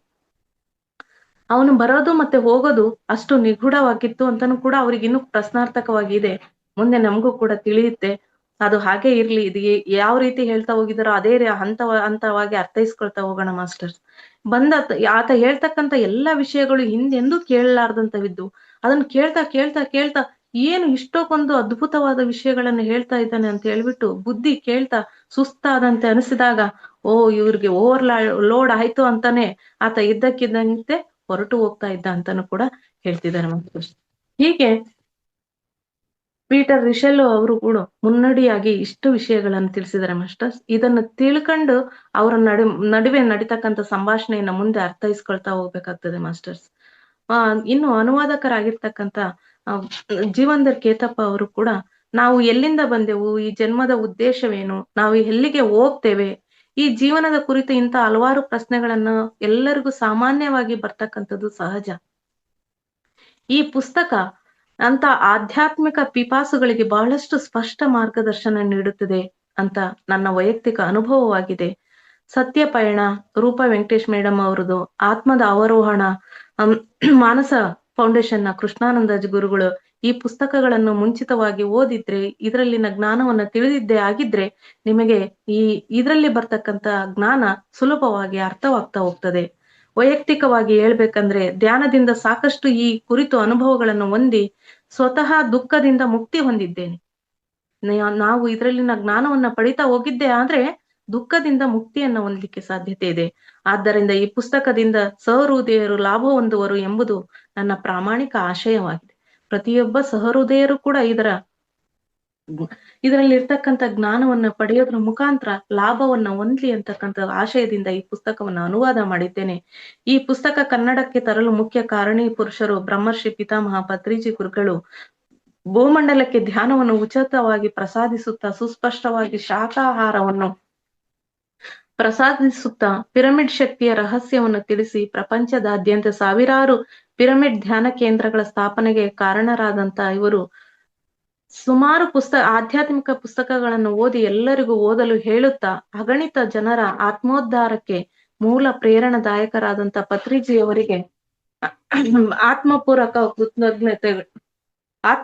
ಕೃತಜ್ಞತೆಗಳು. ಅನುವಾದದ ಕುರಿತು ಹೇಳಬೇಕೆಂದರೆ 90% ಅನುವಾದವನ್ನು ಶ್ರೀಮತಿ ಸಂತೋಷ ಕಾಲಾರ, ನಿವೃತ್ತ ಇಂಗ್ಲಿಷ್ ಪ್ರಾಧ್ಯಾಪಕಿ, ಇದು ಮೂಲ ಇಂಗ್ಲಿಷ್ ಅಲ್ಲೇ ಇದ್ದಿದ್ದರಿಂದ ಇಂಗ್ಲಿಷ್ ಪ್ರಾಧ್ಯಾಪಕಿಯಲ್ಲಿ ಮೂಲವಾಗಿ ಅನುವಾದಗೊಂಡಂತಹ ಪುಸ್ತಕವನ್ನು ಇವರು ಹಿಂದಿ ಅನುವಾದದ ಸಹಾಯದಿಂದ ಮಾಡಿದ್ದೇನೆ. ಚಂಡೀಗಢ ಇಂಗ್ಲಿಷ್ ಪ್ರಾಧ್ಯಾಪಕಿಯವರು ಹಿಂದಿಗೆ ಅನುವಾದ ಮಾಡ್ತಾರೆ. ಇವರು ಕೂಡ ಹಿಂದಿ ಪ್ರೊಫೆಸರ್ ಇದ್ದಾರೆ. ಅದರ ಸಹಾಯದಿಂದ ಇವರು ಅದನ್ನ ಕನ್ನಡಕ್ಕೆ ಅನುವಾದಿಸಿದ್ದಾರೆ ಮಾಸ್ಟರ್ಸ್. ಆಮೇಲೆ ಇದನ್ನ ಅಂತಿಮ ರೂಪ ಪಡೆಯಲಿಕ್ಕೆ ಸಹಕರಿಸಿದಂತಹ ಅವರ ಕುಟುಂಬ ವರ್ಗಕ್ಕೂ ಹಾಗೂ ಮತ್ತೆ ಇದು ಪ್ರಿಂಟ್ ಹಾಕ್ಲಿಕ್ಕೆ ಸಹಕರಿಸಿದಂತ ಎಲ್ಲ ಮಿತ್ರ ವರ್ಗಕ್ಕೂ ಎಲ್ಲರಿಗೂ ಕೂಡ ಧನ್ಯವಾದಗಳನ್ನು ಅವರ ಅನುವಾದಕರ ಮಾತಾಗಿ ಹೇಳಿದ್ದಾರೆ ಮಾಸ್ಟರ್ಸ್. ಮೇಡಮ್ ಸಮಯ ಇದೆಯಾ ಮೇಡಮ್? ಮೇಡಮ್ ಇನ್ನೂ ಒಂದು 10 minutes. Okay ma'am, thank you. ಈಗ ಪ್ರಾರಂಭ ಆಗ್ತಾ ಇದೆ ಮಾಸ್ಟರ್ಸ್. ಅಧ್ಯಾಯ 1. ನಾನಿಲ್ಲಿ ನಿನ್ನನ್ನು ಮತಾಂತರಗೊಳಿಸಲು ಅಥವಾ ನಿನಗೆ ಹೊಸ ದರ್ಶನ ಕಲಿಸಲು ಬಂದಿಲ್ಲ. ನಿನ್ನನ್ನು ಇತ್ತೀಚೆಗೆ ಕಾಡುತ್ತಿರುವ ಪ್ರಶ್ನೆಗಳಿಗೆ ಉತ್ತರಿಸುವುದಕ್ಕಾಗಿ ನನ್ನ ಗುರು ನಿನ್ನ ಬಳಿ ಕಳಿಸಿಲ್ಲ. ನಿನ್ನನ್ನು ಕಳವಳದಿಂದ ಮುಕ್ತಗೊಳಿಸಲು ಜೀವನದ ಮೂಲಭೂತ ಸತ್ಯಗಳ ಕುರಿತು ಕೇವಲ ನಾನು ಉತ್ಸಾಹದಿಂದ ವಿವರಿಸಬಹುದು. ಆ ಬಂದಂತ ಜೀವಾತ್ಮ ಹೇಳ್ತಾ ಇದ್ದಾರೆ, ನಾನಿಲ್ಲಿ ನೀನು ಕ್ರೈಸ್ತ ಧರ್ಮೀಯ, ಆದರೆ ನಾನು ಭಾರತೀಯ, ಹಾಗಂತ ಹೇಳಿ ನಿನ್ನನ್ನು ಹಿಂದೂ ಧರ್ಮಕ್ಕೆ ಮತಾಂತರಗೊಳಿಸ್ಲಿಕ್ಕೆ ಬಂದಿದ್ದೇನೆ ಅಂತಕ್ಕಂಥ ಭಯ ನಿನಗೆ ಬೇಡ. ನಿನಗೆ ಹೊಸ ದರ್ಶನ ಕಲಿಸಲು ಕೂಡ ಬಂದಿಲ್ಲ. ನಿನಗೆ ಯಾವುದೇ ರೀತಿಯ ಹೊಸದಾಗಿ ದರ್ಶನ ನೀಡಿ ನಿನ್ನನ್ನೂ ಬಂದಿಲ್ಲ. ನಿನ್ನನ್ನು ಇತ್ತೀಚೆಗೆ ಕಾಡುತ್ತಿರುವ ಪ್ರಶ್ನೆಗಳಿಗೆ ಉತ್ತರಿಸುವುದಕ್ಕಾಗಿ ಮಾತ್ರ ನನ್ನ ಗುರು ನಿನ್ನ ಬಳಿ ಕೂಡ ಕಳಿಸಿಲ್ಲ. ಆದರೆ ನಿನ್ನನ್ನು ಕಳವಳದಿಂದ ಮುಕ್ತಗೊಳಿಸ್ಲಿಕ್ಕೋಸ್ಕರ ಜೀವನದ ಮೂಲಭೂತ ಸತ್ಯಗಳು ಇವು, ಅದನ್ನೇ ನಾವು ಅರ್ತಿಲ್ಲ ಮಾಸ್ಟರ್ಸ್. ಅದಕ್ಕೋಸ್ಕರನೇ ಈ ಭೂಮಂಡಲದ ಮಾಯಾಲೋಕದಲ್ಲಿ ನಾವು ಸಾಕಷ್ಟು ದುಃಖ ಮತ್ತು ದುಗುಡ ದುಮ್ಮಾನಗಳಿಂದ ಜೀವಿಸ್ಲಿಕ್ಕೆ ಆಗ್ತಾ ಇದೆ. ಈ ಮೂಲಭೂತ ಸತ್ಯಗಳನ್ನ ಅರಿತಾಗ ಕೇವಲ ಉತ್ಸಾಹದಿಂದ ಅವುಗಳನ್ನ ಅರಿಲಿಕ್ಕೆ ನೀನು ಸಿದ್ಧನಿದ್ರೆ ನಾನು ಉತ್ಸಾಹದಿಂದ ವಿವರಿಸ್ತೇನೆ ಅಂತ ಹೇಳಿ ಪ್ರಾರಂಭ ಮಾಡ್ತಿದ್ದಾರೆ ಮಾಸ್ಟರ್ಸ್. ಅದನ್ನು ನೀನು ಜ್ಞಾನದ ಅಡಿಪಾಯ ಮಾಡಿಕೊಂಡು ಅದರ ಮೇಲೆ ನಿನ್ನ ದರ್ಶನದ ಭವನವನ್ನು ನಿರ್ಮಿಸಿಕೊಳ್ಳಬಹುದು. ಈ ಏನು ಮೂಲಭೂತ ಸತ್ಯಗಳಿದಾವಲ್ಲ, ಅವನ್ನ ನಿನ್ನ ಜ್ಞಾನಕ್ಕೋಸ್ಕರ ಅಡಿಪಾಯ ಮಾಡ್ಕೊ, ಅದರ ಮೇಲೆ ನೀನು ದರ್ಶನದ ಭವನವನ್ನ ನಿರ್ಮಿಸ್ಕೋಬಹುದು ಅಂತ ತಿಳಿಸ್ತಿದ್ದಾರೆ. ನೋಡಿ ಮಾಸ್ಟರ್, ಆಧ್ಯಾತ್ಮಿಕ ಅಂತಕ್ಕಂಥದ್ದು ಮೂಲಭೂತ ಸತ್ಯವನ್ನ ತಿಳಿಸ್ಕೊಂಡು ಅದನ್ನ ಅಡಿಪಾಯ ಮಾಡ್ಕೊಂಡಾಗ ಮಾತ್ರ ನಾವು ಇನ್ನು ಎತ್ತರಕ್ಕೆ ಬೆಳಿಲಿಕ್ಕೆ ಸಾಧ್ಯತೆ ಇದೆ ಅನ್ನತಕ್ಕಂಥ ವಿಷಯವನ್ನ ತಿಳಿಸ್ತಿದ್ದಾರೆ. ಆ ಪ್ರಾಯೋಗಿಕ ಜ್ಞಾನವನ್ನು ಹೊಂದಲು ಸಹಿತ ನಾನು ನಿನಗೆ ಸಹಾಯ ಮಾಡುತ್ತೇನೆ. ನೀನೇನಾದ್ರೂ ಉತ್ತಮ ಪ್ರಾಯೋಗಿಕ ಜ್ಞಾನವನ್ನ ಅನುಭವವನ್ನ ಪಡಿಲಿಕ್ಕೆ ನಾನು ಸಹಾಯ ಮಾಡ್ತೇನೆ. ನಾನು ಹೇಳುವುದರಲ್ಲಿ ಬಹಳಷ್ಟು ನಿನಗೆ ಅಸಾಮಾನ್ಯ ಎಂದೆನಿಸಬಹುದು. ಈ ಆಧ್ಯಾತ್ಮಿಕ ಸತ್ಯ ಅಂತಕ್ಕಂಥದ್ದೇ ಅದು ಅಸಾಮಾನ್ಯ ಅನ್ನೋ ಅಷ್ಟರ ರೀತಿಗೆ ಆಗಿರ್ತದೆ ಮಾಸ್ಟರ್ಸ್. ಆದರೆ ಬಹಳಷ್ಟು ಜನ್ಮಗಳಲ್ಲಿ ಅಧ್ಯಯನ ಮಾಡಿದ ಮೇಲೆ ಈ ಸಂಗತಿಗಳು ಸತ್ಯವಾಗಿವೆ ಎಂಬುದನ್ನು ಪ್ರಮಾಣ ಪೂರ್ವಕವಾಗಿ ತಿಳಿದಿದ್ದೇನೆ. ನಾನು ಅನುಭವ ಪೂರ್ವಕವಾಗಿ ತಿಳಿದಿದ್ದೇನೆ. ನಾನು ಹೇಳುವುದನ್ನೆಲ್ಲವನ್ನು ನೀನು ಸ್ವೀಕರಿಸಬೇಕು ಅಥವಾ ಅವುಗಳನ್ನು ಸತ್ಯವೆಂದು ನಂಬಬೇಕು ಎಂದೇನೂ ನಾನು ಬಯಸುವುದಿಲ್ಲ. ನಾನು ಹೇಳ್ತೀನಿ ಅಂದ ತಕ್ಷಣ ನೀನು ಅದೆಲ್ಲವನ್ನು ಸತ್ಯವಂತ ನಂಬೇಕು ಅಂತ ಆಗ್ಲಿ, ಅದನ್ನ ಸ್ವೀಕಾರ ಮಾಡ್ಬೇಕು ಅಂತಾನೂ ಬಯಸಲ್ಲ. ಇವುಗಳನ್ನೆಲ್ಲ ನೀನು ನಿನ್ನ ಪ್ರಜ್ಞೆಯೊಳಗೆ ಸಾಕ್ಷಾತ್ಕರಿಸಿಕೊಂಡಾಗಲೇ ಇದೆಲ್ಲ ಸಾಧ್ಯವಾಗುವುದು. ನಾನು ಹೇಳ್ಬಹುದು ಅಷ್ಟೇ, ಆದ್ರೆ ನಿನ್ನ ಪ್ರಜ್ಞೆಯೊಳಗೆ ಅದನ್ನ ನೀನು ಸಾಕ್ಷಾತ್ಕಾರ ಮಾಡ್ಕೋಬೇಕು, ಅನುಭವ ಪಡ್ಕೋಬೇಕು. ಅನುಭವ ಪಡ್ಕೊಂಡಾಗ ಮಾತ್ರ ಇದು ಸಾಧ್ಯ ಆಗ್ತದೆ ಅಂತ ತಿಳಿಸ್ತಾರೆ ಮಾಸ್ಟರ್ಸ್. ಬೌದ್ಧ ಧರ್ಮವನ್ನು ಸ್ಥಾಪಿಸಿದ ಗೌತಮ ಬುದ್ಧನ ಒಂದು ವಚನವನ್ನು ಹೇಳುವೆನು, ಇದರಿಂದ ನಿನ್ನ ದ್ವಂದ್ವ ದೂರಾಗಿ ನನ್ನ ಮಾತು ಸ್ಪಷ್ಟವಾಗಿ ತಿಳಿಯುವುದು. ಗೌತಮ ಬುದ್ಧರವರು ನಡೆದಂತಹ ಒಂದು ಗೌತಮ ಬುದ್ಧರು ಹೇಳಿದಂತ ವಚನವನ್ನ ನಿನಗೆ ಹೇಳ್ತೇನೆ, ಇದರಿಂದ ನಿನಗೆ ಸ್ಪಷ್ಟವಾಗಿ ಅರ್ಥ ಆಗ್ಬೋದು ನಾನು ಹೇಳ್ತಕ್ಕಂಥದ್ದನ್ನ ಯಾವ ರೀತಿ ಸ್ವೀಕಾರ ಮಾಡ್ಬೇಕು ಅಥವಾ ಯಾವ ರೀತಿ ನೀನು ಅದನ್ನ ಅನುಭವ ಹೊಂದಬೇಕು ಅನ್ನೋದು. ಒಂದು ದಿನ ಬುದ್ಧನ ಶಿಷ್ಯನೊಬ್ಬನು ಬಂದು ಬುದ್ಧನನ್ನು ಹೀಗೆ ಕೇಳಿದನು, ಮಹಾತ್ಮನ್, ನಾನು ಯಾರ ಮಾತಿನ ಮೇಲೆ ವಿಶ್ವಾಸವಿಡಲಿ? ಒಬ್ಬನು ಒಂದು ರೀತಿ ಹೇಳಿದ್ದರೆ ಇನ್ನೊಬ್ಬನು ಇನ್ನೊಂದು ರೀತಿ ಹೇಳುತ್ತಾನೆ. ಅದು ಅಲ್ಲದೆ ಅವರಿಬ್ಬರು ತಾವು ಹೇಳಿದ್ದೇ ಸರಿ ಎಂದು ತಿಳಿದುಕೊಳ್ಳುತ್ತಾರೆ. ಅದಕ್ಕೆ ಭಗವಾನ್ ಬುದ್ಧರು ಹೇಳುತ್ತಾರೆ, ವತ್ಸ, ನಿನ್ನ ಬುದ್ಧಿಗೆ ಸರಿ ಎನಿಸುವವರೆಗೆ ಯಾರ ಮಾತಿನ ಮೇಲೂ ವಿಶ್ವಾಸವಿಡಬೇಡ, ನನ್ನ ಮಾತಿನ ಮೇಲೂ ಇಡಬೇಡ. ಅದು ನಿನಗೆ ಸತ್ಯವೆಂದು ಪ್ರಮಾಣವಾಗುವವರೆಗೆ ಅದನ್ನೊಂದು ತರ್ಕಯುಕ್ತ ಕಲ್ಪನೆಯಂತೆಯೇ ಭಾವಿಸು. ನಾವು ಕೂಡ ಮೂಲತಃ ಇದನ್ನ ನಮ್ಮ ನೆನಪಿನಲ್ಲಿ ಇಟ್ಕೋಬೇಕು ಮಾಸ್ಟರ್ಸ್. ಅವ್ರು ಹೇಳಿದ್ ಸರಿನಾ, ಇವ್ರು ಹೇಳಿದ್ ಸರಿನಾ, ಒಂದೇ ವಿಷಯನ ಒಬ್ಬೊಬ್ರು ಒಂದೊಂದ್ ತರನಾಗಿ ಹೇಳ್ತಾರೆ ಮಾಸ್ಟರ್. ಅದಕ್ಕೆ ನಾವು ಅವ್ರು ಹೇಳಿದ್ ಸರಿನಾ, ಇವ್ರು ಹೇಳಿದ್ ಯಾವ್ದನ್ನ ನಂಬೇಕು ಯಾವ್ದನ್ನ ಬಿಡ್ಬೇಕು ಅನ್ನೋ ಗೊಂದಲ ನಮ್ಮೆಲ್ಲರಲ್ಲೂ ಕೂಡ ಮೂಡೋದು ಕೂಡ ಸಹಜನೆ. ಈ ಪುಸ್ತಕದಲ್ಲಿ ಇರ್ತಕ್ಕಂಥ ಜ್ಞಾನ ಪ್ರತಿಯೊಂದು ಕೂಡ ಪ್ರತಿ ಸಾರಿನೂ ಕ್ವಶನ್ ಮಾರ್ಕೆ ಆಗಿನೇ ಪ್ರತಿಯೊಬ್ಬರಿಗೂ ಅರ್ಥವಾಗ್ತದೆ ಮಾಸ್ಟರ್ಸ್. ಯಾಕಂದ್ರೆ ಆ ಹಂತದವರೆಗೆ ಜ್ಞಾನವನ್ನ ಪಡೆದಿದ್ರೆ ಮಾತ್ರ ಮುಂದಿನ ಹಂತಕ್ಕೆ ನಮ್ಮ ಅನುಭವಕ್ಕೆ ಬಂದಿದ್ರೆ ಸುಲಭವಾಗಿ, ಓ ನನ್ಗೆ ಅವತ್ತು ಈಗ ಆಗಿದ್ದು ಸರಿ, ಹೌದು, ಓಕೆ ಇದು ಸರಿ, ನನಗಿದೆಲ್ಲ ಆಗಿತ್ತು, ಅನುಭವಕ್ಕೆ ಬಂದಿತ್ತು ಅಂತ ಹೇಳಿ ಮುಂದುವರ್ಸ್ಕಂತ ಹೋಗ್ತೀವಿ. ಇಲ್ಲ ಅಂತ ಅಂದ್ರೆ ಅಲ್ಲೇ ಸ್ಟ್ರಕ್ ಆಗ್ತೀವಿ ಮಾಸ್ಟರ್ಸ್. ಅದಕ್ಕೋಸ್ಕರ ಇದರಲ್ಲಿ ಈ ಪುಸ್ತಕದಲ್ಲಿ ಬರ್ತಕ್ಕಂಥ ಜ್ಞಾನವನ್ನ ತಿಳ್ಕೋಬೇಕಾದ್ರೆ ನಾವು ಕೂಡ ಇದೇ ರೀತಿಯಾದಂತಹ ಮನಸ್ಥಿತಿಯನ್ನು ಹೊಂದಬೇಕು ಮಾಸ್ಟರ್ಸ್. ನಮ್ಮ ಬುದ್ಧಿಗೆ ಸರಿ ಅನ್ಸ್ಬೇಕು. ಅಲ್ಲಿವರೆಗೂ ಕೂಡ ಯಾರ ಮಾತಿನ ಮೇಲೂ ವಿಶ್ವಾಸ ಬೇಡ. ಭಗವಾನ್ ಬುದ್ಧರೇ ಹೇಳ್ತಾರೆ, ನನ್ನ ಮಾತಿನ ಮೇಲೂ ಕೂಡ ವಿಶ್ವಾಸ ಇಡಬೇಡ. ಅದು ನಿನಗೆ ಸತ್ಯ, ಹೌದು ಇದು ಸತ್ಯ, ಅವ್ರು ಹೇಳಿದ್ದು ಹೌದಲ್ವಾ ಸತ್ಯ ಅಂತ ನಿನ್ನ ಬುದ್ಧಿಗೆ ತಿಳುವಳಿಕೆ ಬರ್ಬೇಕು. ಅಲ್ಲಿಯವರೆಗೂ ಕೂಡ ನೀನು ಅದನ್ನ ಒಂದು ತರ್ಕಯುಕ್ತ ಕಲ್ಪನೆ, ಇದು ಏನು ಅಂತ ನಾನು ಅದ್ರ ಸತ್ಯಾಸತ್ಯತೆಯನ್ನು ಕಂಡಿಡಿಬೇಕು ಅಂತಕ್ಕಂಥ ಭಾವನೆಯಲ್ಲೇ ನೀನಿರು. ಆಗ ಮಾತ್ರ ನಿನ್ಗೆ ಸತ್ಯ ದರ್ಶನವಾಗ್ತದೆ ಅಂತ ಹೇಳ್ತಾರೆ ಮಾಸ್ಟರ್. ಮೊಟ್ಟ ಮೊದಲು ನಾನು ನಿನ್ನೆದುರು ವಿಕಾಸ ಎಂದು ಕರೆಯಲ್ಪಡುವ ಮಾರ್ಗದ ಅಂದಾಜು ರೂಪುರೇಷೆಗಳನ್ನು ನೀಡಲು ಬಯಸುವೆ. ನಾನು ಮೊಟ್ಟ ಮೊದಲನಾಗಿ ಏನು ವಿಕಾಸ ಹೊಂದದೆ ಪ್ರತಿ ಕ್ಷಣನೂ ಕೂಡ ಪ್ರತಿಯೊಂದನ್ನು ಕೂಡ ಬದಲಾವಣೆಯ ಸ್ಥಿತಿಯಲ್ಲೇ ಇದೆ, ಪ್ರಕಂಪನ ಸ್ಥಿತಿ ಅಂತಕ್ಕಂಥದ್ದು. ಅದನ್ನ ನಾನು ಅದರ ರೂಪುರೇಷೆಗಳನ್ನ ಹೇಳಲಿಕ್ಕೆ ಬಯಸ್ತಾ ಇದ್ದೇನೆ. ಮತ್ತು ನಾವು ಜೀವನ ಎಂದು ಕರೆಯಲ್ಪಡುವ ಅಪರಿಭಾಷಿತ ವಸ್ತುವನ್ನು ಪ್ರಕೃತಿಯ ಯಾವ ಯಾವ ಲೋಕಗಳಲ್ಲಿ ಪ್ರವಾಹಗೊಳಿಸುತ್ತಿದೆ ಎಂಬುದನ್ನು ಹೇಳಲು ಬಯಸುವೆ. ನಾವೇನು ಜೀವನ ಅಂತ ಕರಿತಿದೀವಲ್ಲ, ಈ ಬರೀ ಈ ಭೂಲೋಕಕ್ಕಷ್ಟೇ ಸೀಮಿತವಾಗಿಲ್ಲ, ಇನ್ನು ಯಾವ ಲೋಕಗಳಲ್ಲಿ ಪ್ರವಾಹದ ರೀತಿಯಲ್ಲಿ ಹರಿತಾ ಇದೆ ಅನ್ನೋದನ್ನು ಕೂಡ ಹೇಳಲು ಬಯಸ್ತಾ ಇದ್ದೇನೆ. ಜೀವನದ ಉದ್ಭವವು ಎಲ್ಲಿಂದ ಆಗಿದೆ ಎಂಬುದರ ಕುರಿತು ನಾನೇನು ಹೇಳಲಾರೆ. ಈ ಕುರಿತು ನಾನು ಸ್ವಯಂ ತಿಳಿದಿಲ್ಲ. ಜೀವನ ಅಂತಕ್ಕಂಥದ್ದು ಎಲ್ಲಿ ಉದ್ಭವ ಆಯ್ತು ಅಂತಕ್ಕಂಥ ಪ್ರಶ್ನೆ ಏನಾದ್ರೂ ನಿನ್ನಲ್ಲಿ ಮೂಡಿದ್ರೆ ಅದ್ರ ಬಗ್ಗೆ ನಾನೇನು ಹೇಳಲಿಕ್ಕೆ ಸಿದ್ಧ ಇಲ್ಲ. ಕಾರಣ ಏನಂದ್ರೆ ನನಗೆ ತಿಳಿದಿಲ್ಲ. ಇದನ್ನು ತಿಳಿದವರನ್ನು ಕೂಡ ನಾನು ಭೇಟಿಯಾಗಿಲ್ಲ, ನನಗೂ ತಿಳಿದಿಲ್ಲ. ಇದು ಯಾರಿಗೆ ತಿಳಿದಿದೆಯೋ ಅವರನ್ನು ಕೂಡ ನಾನು ಭೇಟಿಯಾಗಿಲ್ಲ. ಆದರೆ ಇದರಿಂದ ಏನು ವ್ಯತ್ಯಾಸವಾಗುವುದು? ಈ ವಿಶಾಲ ಬ್ರಹ್ಮಾಂಡದ ಹಿಂದೆ ಒಂದು ಶಕ್ತಿ ಇದೆ. ಅದಕ್ಕೆ ನಾವು ಈಶ್ವರ ಎಂದು ಅಥವಾ ಕೇವಲ ಸೃಜನಶೀಲ ಶಕ್ತಿ ಎಂದು ಏನೂ ವ್ಯತ್ಯಾಸವಾಗದು. ಇಂದಿಗೂ ಜನರು ಈಶ್ವರನ ರೂಪದಲ್ಲಿ ಪರಮ ಶಕ್ತಿಯುಳ್ಳ ಅತ್ಯಂತ ನ್ಯಾಯಶೀಲ ನೀಳಗಡ್ಡವಿರುವ ಒಬ್ಬ ಪರಮ ಪೂಜ್ಯ ಪುರುಷನ ಕಲ್ಪನೆ ಮಾಡುತ್ತಾರೆ. ಪ್ರತಿಯೊಬ್ಬರೂ ಕೂಡ ಕಣ್ಣಿಗೆ ಕಾಣದ ಯಾವುದೋ ಒಂದು ಶಕ್ತಿ ಇದೆ ಅಂತ ನಂಬ್ತೀವಿ. ಆದ್ರೆ ನಮ್ಮ ಭಾರತೀಯರು ಈಶ್ವರ ಇದ್ದಾನೆ, ಪರಮಾತ್ಮ ಇದ್ದಾನೆ ಅಂತ ಹೇಳ್ತೀವಿ. ಆದರೆ ಅದನ್ನ ವ್ಯಕ್ತಿಯ ರೂಪದಲ್ಲಿ ಚಿತ್ರಪಟದಲ್ಲಿ ಚಿತ್ರಿಸ್ತೀವಿ, ಹೀಗೆ ಕಲ್ಪನೆಯನ್ನ ಮಾಡ್ತೀವಿ. ಈ ವಿಚಾರವು ಅವಿವೇಕ ಪೂರ್ಣವಾಗಿದೆ ಎಂದು ಯಾರು ಹೇಳುವರು? ಹೌದು, ಶಕ್ತಿ ಇದೆ ಅಂತ ಗೊತ್ತು, ಇದನ್ನ ಅವಿವೇಕ ಪೂರ್ಣ ಅಂತ ಯಾರಾದ್ರೂ ಹೇಳುತ್ತಾರಾ? ಬಹಳಷ್ಟು ಜನರು ಇದರೊಂದಿಗೆ ಸಹಮತ ಹೊಂದುವರು. ಬಹಳಷ್ಟು ಜನರು ಆ ಶಕ್ತಿಯೊಂದಿಗೆ ಸಹಮತ ಹೊಂದಿ, ಆದರೆ ಇದಕ್ಕೆ ಯಾವುದೇ ಆಧಾರವಿಲ್ಲ. ಅವರು ಹೊಂದಿದ್ದಾರೆ ಅನ್ನೋದಕ್ಕೂ ಕೂಡ ಯಾವುದೇ ಆಧಾರವಿಲ್ಲ. ಬ್ರಹ್ಮಾಂಡದ ಉದ್ಭವ ಅಥವಾ ಜೀವನದ ಉದ್ಗಮ ಕುರಿತು ಹೇಳುವಂತವರು ಈ ಭೂಮಂಡಲದ ಮೇಲೆ ಯಾರೂ ಇಲ್ಲ. ಈ ಬ್ರಹ್ಮಾಂಡ ಅಂದ್ರೆ ಯಾರು ಕೂಡ ಜೀವಿಸಿಲ್ಲ. ಈ ಬ್ರಹ್ಮಾಂಡದ ಉದ್ಗಮ ಹೀಗಾಯ್ತು ಅಥವಾ ಈ ಜೀವನ ಅಂತಕ್ಕಂಥದ್ದು ಹೀಗೆ ಉದ್ಗಮ ಆಯ್ತು ಅಂತಕ್ಕಂಥದ್ದು ಜೀವನದ ವಿಶ್ಲೇಷಣೆಯನ್ನು ಮಾಡುವುದು ಸಾಧ್ಯವಿಲ್ಲವಾದರೂ ಅದರೊಂದಿಗೆ ಅವಶ್ಯಕವಾಗಿ ನಾವು ಸಂಬಂಧ ಬೆಳೆಸಬಹುದು. ಜೀವನದ ವಿಶ್ಲೇಷಣೆಯನ್ನು ಮಾಡ್ತಕ್ಕಂಥದ್ದು ಸಾಧ್ಯವಿಲ್ಲ, ಆದರೆ ಅವಶ್ಯಕವಾಗಿ ನಾವು ಆ ಜೀವನದೊಂದಿಗೆ ಸಂಬಂಧ ಅಂತಕ್ಕಂಥದ್ದು ಬೆಳೆಸಬಹುದು. ಒಬ್ಬ ಮನುಷ್ಯ ಅಥವಾ ಪ್ರಾಣಿಯೊಂದನ್ನು ಜೀವಂತವಾಗಿ ನೋಡಿದ ಮರುಗಳಿಗೆಯಲ್ಲಿಯೇ ಮರಣ ಹೊಂದಿರುವುದನ್ನು ನೋಡದೆ ಇರುವವರು ಬಹುಶಃ ಯಾರೂ ಇರ್ಲಿಕ್ಕಿಲ್ಲ.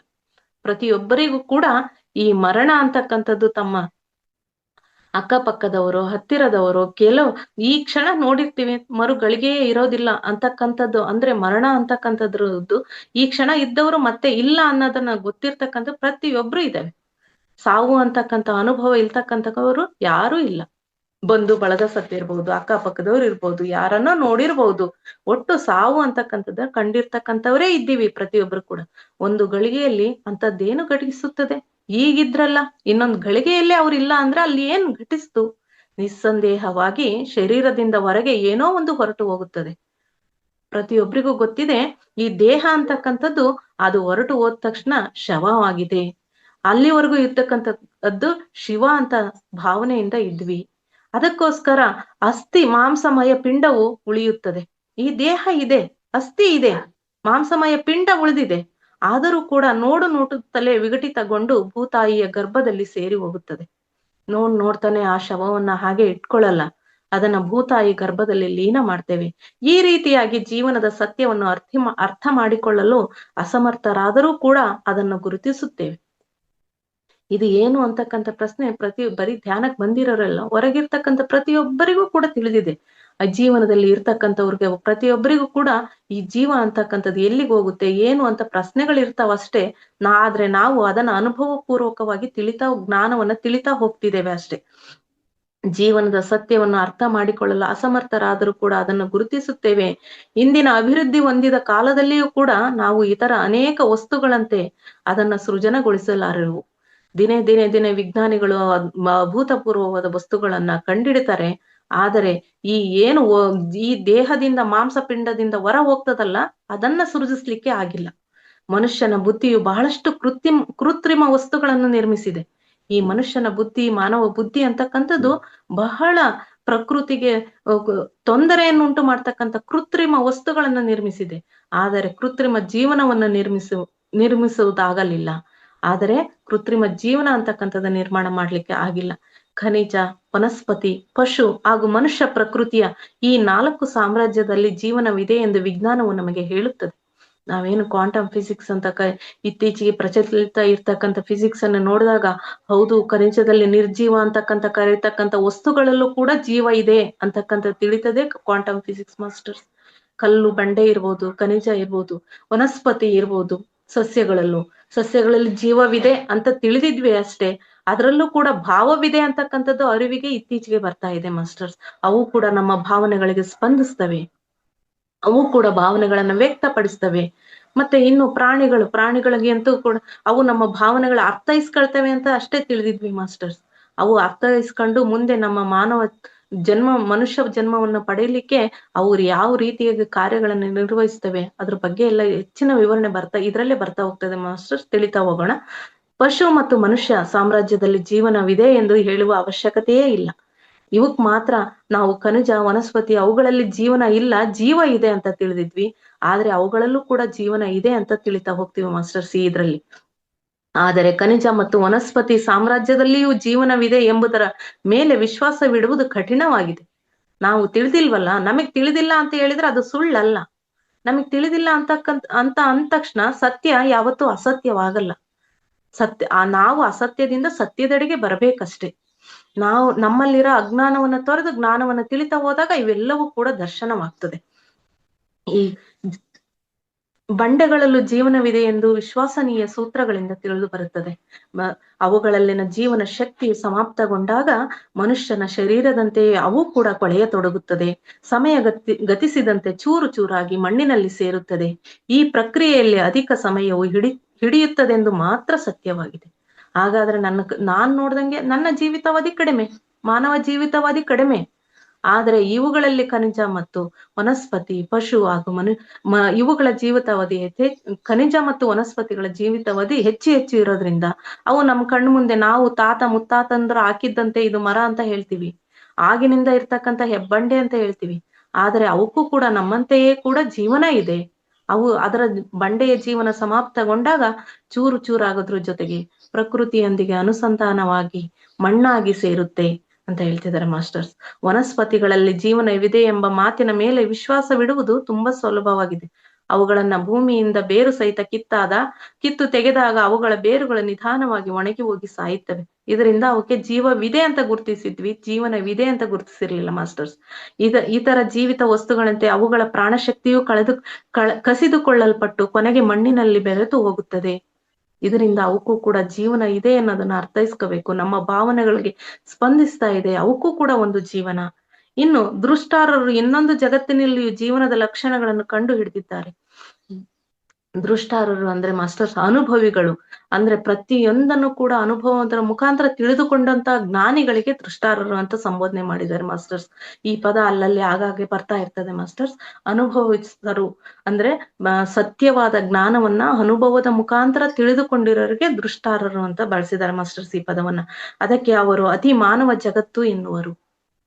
ಅಂತ ಜಗತ್ತನ್ನ ಅತಿ ಮಾನವ ಜಗತ್ತು ಎನ್ನುವರು. ಮನುಷ್ಯನು ಮಾನವ ಲೋಕದ ಮೇಲೆ ವಿಜಯ ಹೊಂದಿದ್ದಾನೆ. ಮನುಷ್ಯ ಈ ಮಾನವ ಲೋಕದಂತ ಮೇಲೆ ಮಾತ್ರ ವಿಜಯ ಸಾಧಿಸ್ತಾನೆ. ಆದರೆ ಅವನ ವಿಕಾಸ ಕ್ರಮವು ಒಮ್ಮಿಂದೊಮ್ಮೆಲೆ ನಿಂತು ಹೋಗುವುದಿಲ್ಲ. ಹಾಗಂತ ಹೇಳ್ಬಿಟ್ಟು ಈ ಜೀವನ ಮುಗಿದ ತಕ್ಷಣ ಅವನದು ವಿಕಾಸ ಕ್ರಮ ನಿಂತು ಹೋಗುವುದಿಲ್ಲ. ತನ್ನ ಉದ್ಗಮ ಸ್ಥಾನವನ್ನು ತಲುಪುವವರೆಗೆ ಅವನು ಇನ್ನೂ ಎತ್ತರದ ಎಡೆಗೆ ಬೆಳೆಯುತ್ತಲೇ ಹೋಗುತ್ತಾನೆ. ಈ ದೇಹ ಮುಗಿದ ತಕ್ಷಣನೇ ಅವನ ಜೀವನ ಮುಗಿಯಲ್ಲ. ಅವನ ಪಯಣ ಇನ್ನು ಉತ್ತಮ ಸ್ಥಾನ ತಲುಪುವವರೆಗೂ ಕೂಡ ಜೀವನ ಚಕ್ರದಲ್ಲಿ ಚಲಿಸಲೇಬೇಕಾಗ್ತದೆ. ಈ ಉದ್ಗಮ ಸ್ಥಾನವು ಇತರರಿಗಿಂತ ಎಷ್ಟೋ ಯುಗ ಪುರಾತನವಿದ್ದು ಅದರ ಕುರಿತು ಸಾಧಾರಣ ಮನುಷ್ಯನು ಆಲೋಚಿಸುವುದು ಸಾಧ್ಯವಿಲ್ಲ. ಈ ಹಿಂದೆನೂ ಕೂಡ ಸಾಕಷ್ಟು ಜನ್ಮಗಳನ್ನ ಪಡೆದಿದ್ದೀವಿ, ಇನ್ನ ಮುಂದೆನೂ ಕೂಡ ಎಷ್ಟು ಜನ್ಮಗಳನ್ನ ಪಡಿಬೇಕು ಅಂತಕ್ಕಂಥ ಗಣನೆ ಇಲ್ಲ. ಆದರೆ ಇದರ ಬಗ್ಗೆ ಆಲೋಚಿಸಕ್ಕೆ ಸಾಮಾನ್ಯ ಮನುಷ್ಯರಿಗೆ ಆಲೋಚಿಸ್ಲಿಕ್ಕೂ ಕೂಡ ಸಾಧ್ಯವಿಲ್ಲ. ಈ ತರ ಎಲ್ಲ ವಸ್ತುಗಳಂತೆ ಜೀವನವು ನಿರಂತರ ವಿಕಾಸಶೀಲವಾಗಿದೆ. ಎಲ್ಲ ವಸ್ತುಗಳಂತೆನೂ ಕೂಡ ಈ ಜೀವನ ಅಂತಕ್ಕಂಥದ್ದು ನಿರಂತರವಾಗಿ ವಿಕಾಸಶೀಲವಾಗಿದೆ. ಅನುಭವವನ್ನು ಹೊಂದುವುದು ಜೀವನದ ಪರಮ ಗುರಿಯಾಗಿದೆ ಎಂದು ದೃಷ್ಟಾರರು ಹೇಳುತ್ತಾರೆ. ನಾವು ಈ ಭೂಮಿಗೆ ಬಂದಿರೋದು ಅನುಭವ ಪಡೀಲಿಕ್ಕೆ. ಆ ಅನುಭವ ಸತ್ಯ ದರ್ಶನದೆಡೆಗೆ ಸಾಗಲಿ ಅಂತಕ್ಕಂಥದ್ದೇ ಈ ಜೀವನದ ಮುಖ್ಯ ಉದ್ದೇಶ ಆಗಿದೆ ಮಾಸ್ಟರ್ಸ್. ಈ ಅನುಭವಗಳನ್ನು ಅವನು ಗ್ರಹಿಸುತ್ತಲೇ ಸಂಗ್ರಹಿಸುತ್ತಲೇ ಅವುಗಳ ಫಲವನ್ನು ಅನುಭವಿಸುತ್ತಿರುತ್ತಾನೆ. ಅನುಭವಗಳನ್ನ ಗ್ರಹಿಸೋದ್ರ ಜೊತೆಗೆ ಅದರಿಂದ ಪಡೆದಂತ ಪಾಠವನ್ನ ಸಂಗ್ರಹಣೆ ಮಾಡ್ಕೊಳ್ಳೋದ್ರ ಜೊತೆಗೆ ಅವನು ಅದರ ಫಲವನ್ನ ಅನುಭವಿಸ್ತಾ ಇರ್ತಾನೆ. ವಿಭಿನ್ನ ಲೋಕಗಳಲ್ಲಿ ಮುಂದುವರಿಯುತ್ತಾ ಜೀವನದ ಲಘುತಮ ರೂಪದಿಂದ ಮಹತ್ತಮ ರೂಪದವರೆಗೆ ತಲುಪುತ್ತಿದ್ದಂತೆ ಅವನು ಎಲ್ಲ ರೀತಿಯ ಅನುಭವಗಳಿಂದ ಸಂಪನ್ನನಾಗಿರುತ್ತಾನೆ. ನಾನಾ ಲೋಕಗಳಿದಾವೆ ಅಂತ ಎಲ್ಲ ನಮ್ಗೆ ಈಗಾಗ್ಲೇ ಪರಿಚಯ ಇದೆ ಮಾಸ್ಟರ್ಸ್. ಈ ವಿಭಿನ್ನ ಲೋಕಗಳಲ್ಲಿ ಮುಂದುವರಿತಾ ಹೋಗ್ತದೆ ಆ ಜೀವನದ ಲಘುತಮ ರೂಪದಿಂದ ತನ್ನಲ್ಲಿರ್ತಕ್ಕಂಥ ಜ್ಞಾನದ ಆಧಾರದ ಮೇಲೆ ಆ ತಮ ಅಂತಕ್ಕಂಥದ್ದು ಸೃಷ್ಟಿ ಆಗ್ತಕ್ಕಂಥದ್ದು ಲಘುತಮ ರೂಪದಿಂದ ಮಹತ್ತಮ ರೂಪದವರೆಗೆ ತಲುಪುತ್ತಿದ್ದಂತೆ ಅವನ ಎಲ್ಲರೂ ಅನುಭವಗಳನ್ನು ಪಡೆದ ನಂತರ ಅವನು ಅನುಭವ ಸಂಪನ್ನನಾಗುತ್ತಾನೆ. ಖನಿಜ ಸಾಮ್ರಾಜ್ಯ, ಪಶು ಸಾಮ್ರಾಜ್ಯ ಹಾಗೂ ಮಾನವ ಸಾಮ್ರಾಜ್ಯದಲ್ಲಿ ದೊರೆತ ಜೀವನದಲ್ಲಿ ಅಂತರವೇನೆಂಬುದನ್ನು ಇದರ ನಂತರ ನಾವು ತಿಳಿದುಕೊಳ್ಳಬೇಕು. ಖನಿಜ ಸಾಮ್ರಾಜ್ಯ ಮತ್ತು ಪಶು ಸಾಮ್ರಾಜ್ಯ ಹಾಗೂ ಮಾನವ ಸಾಮ್ರಾಜ್ಯದಲ್ಲಿ ಇರ್ತಕ್ಕಂಥ ಅಂತರ ಏನ ಅಂತಕ್ಕಂಥದ್ದನ್ನು ತಿಳಿತಾ ಹೋಗೋಣ ಮಾಸ್ಟರ್.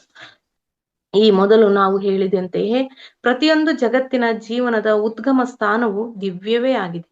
ಪ್ರತಿಯೊಂದರೂ ಕೂಡ ಉದ್ಗಮ ಸ್ಥಾನ ಅಂತಕ್ಕಂಥದ್ದು ದಿವ್ಯನೇ ಆಗಿರ್ತದೆ. ಆದರೂ ಅವನ ಅಭಿವ್ಯಕ್ತಿಯ ರೂಪವು ವಿಭಿನ್ನವಾಗಿದೆ. ಪ್ರತಿಯೊಂದರಲ್ಲೂ ಕೂಡ ಅದನ್ನು ಅಭಿವ್ಯಕ್ತಪಡಿಸ್ತಕ್ಕಂಥ ರೂಪ ಮಾತ್ರ ವಿಭಿನ್ನವಾಗಿದೆ. ಖನಿಜಗಳ ರೂಪದಲ್ಲಿ ಜೀವನವು ಆರಂಭಗೊಂಡಾಗ ಮನುಷ್ಯರಂತೆ ಅದರಲ್ಲಿ ಸ್ವತಂತ್ರ ವ್ಯಕ್ತಿತ್ವ ಇರುವುದಿಲ್ಲ. ಈ ಮನುಷ್ಯನಿಗೆ ಆಲೋಚನೆ ಇರೋದ್ರಿಂದ, ಬುದ್ಧಿ ಇರೋದ್ರಿಂದ ವಿಭಿನ್ನವಾದ ಸ್ವತಂತ್ರತೆಯನ್ನು ಬಯಸ್ತಾನೆ. ಅವನಿಗೆ ಸ್ವತಂತ್ರತೆ ಇರುತ್ತದೆ. ಆದರೆ ಖನಿಜ ಸಾಮ್ರಾಜ್ಯದಲ್ಲಿ ಖನಿಜಕ್ಕೆ ಸ್ವತಂತ್ರತೆ ಅಂತಕ್ಕಂಥದ್ದು ಇರುವುದಿಲ್ಲ. ನಿಮ್ನ ರೀತಿಯ ಖನಿಜಗಳಲ್ಲಿ ಜೀವನ ಶಕ್ತಿಗೆ ತಮ್ಮ ಇಚ್ಛಿತ ಅನುಭವಗಳು ದೊರೆತಾಗ ಅವು ಉಚ್ಚ ಶ್ರೇಣಿಯ ಖನಿಜ ರೂಪಗಳನ್ನು ಹೊಂದುತ್ತವೆ. ನಿಮ್ನ ಅಂತ ಹೇಳಿದೆ ಬಾಗಿದ ಜೀವನ ಅಂತಕ್ಕಂಥ ಅಂದ್ರೆ ಅತಿ ಕನಿಷ್ಠ ಅಂತಕ್ಕಂಥ ಕರಿತಕ್ಕಂಥ ಖನಿಜಗಳಲ್ಲಿ ಅವು ಕೂಡ ಪ್ರತಿಯೊಂದು ಖನಿಜ ರೂಪದಲ್ಲೂ ಕೂಡ ಅನುಭವವನ್ನ ಪಡೆಯುತ್ತಾ ತಮ್ಮ ಇಚ್ಛಿತ ಅನುಭವಗಳು ದೊರೆತಾಗ ಯಾವ ಅನುಭವವನ್ನ ಪಡಿಬೇಕಾಗಿತ್ತೋ ಆ ಅನುಭವವನ್ನ ಪಡೆದಾಗ ಉಚ್ಚ ಶ್ರೇಣಿಯ ಖನಿಜ ರೂಪಗಳನ್ನು ಹೊಂದುತ್ತವೆ. ಅದರ ನಂತರ ಮೊದಲು ನಿಮ್ನ ಪ್ರಕಾರದ ಆಮೇಲೆ ಉಚ್ಚ ಪ್ರಕಾರದ ವನಸ್ಪತಿಗಳಲ್ಲೂ ರೂಪಗಳನ್ನು ಹೊಂದುತ್ತವೆ. ಈ ಖನಿಜ ಸಾಮ್ರಾಜ್ಯದ ನಂತರ ವನಸ್ಪತಿ ಸಾಮ್ರಾಜ್ಯದಲ್ಲೂ ಕೂಡ ಅಷ್ಟೇ. ಮೊದಲು ಪ್ರಾರಂಭದಲ್ಲಿ ನಿಮ್ನ ರೀತಿಯ ಅಂತಕ್ಕಂಥ ಈಗ ನಿಮ್ನ ದರ್ಪಣ, ನಿಮ್ನ ಮಸೂರ ಅಂತ ಏನ್ ಕರಿತೀವಲ್ಲ ಬಾಗಿದ ರೀತಿಯ ಅಂದ್ರೆ ಅತಿ ಚಿಕ್ಕ ರೀತಿಯ ಕುಬ್ಜ ಅಂತ ಏನ್ ಹೇಳ್ತೀವಲ್ಲ ಆ ರೀತಿಯದಿಂದ ಪ್ರಾರಂಭ ಆಗಿ ಅನುಭವವನ್ನ ಪಡಿತಾ ಉನ್ನತ ಶ್ರೇಣಿಯ ಪ್ರತಿಯೊಂದರಲ್ಲೂ ಅಷ್ಟೇ. ಖನಿಜದಲ್ಲೂ ಇರಬಹುದು ಮತ್ತೆ ವನಸ್ಪತಿ ರೂಪದಲ್ಲೂ ಇರಬಹುದು.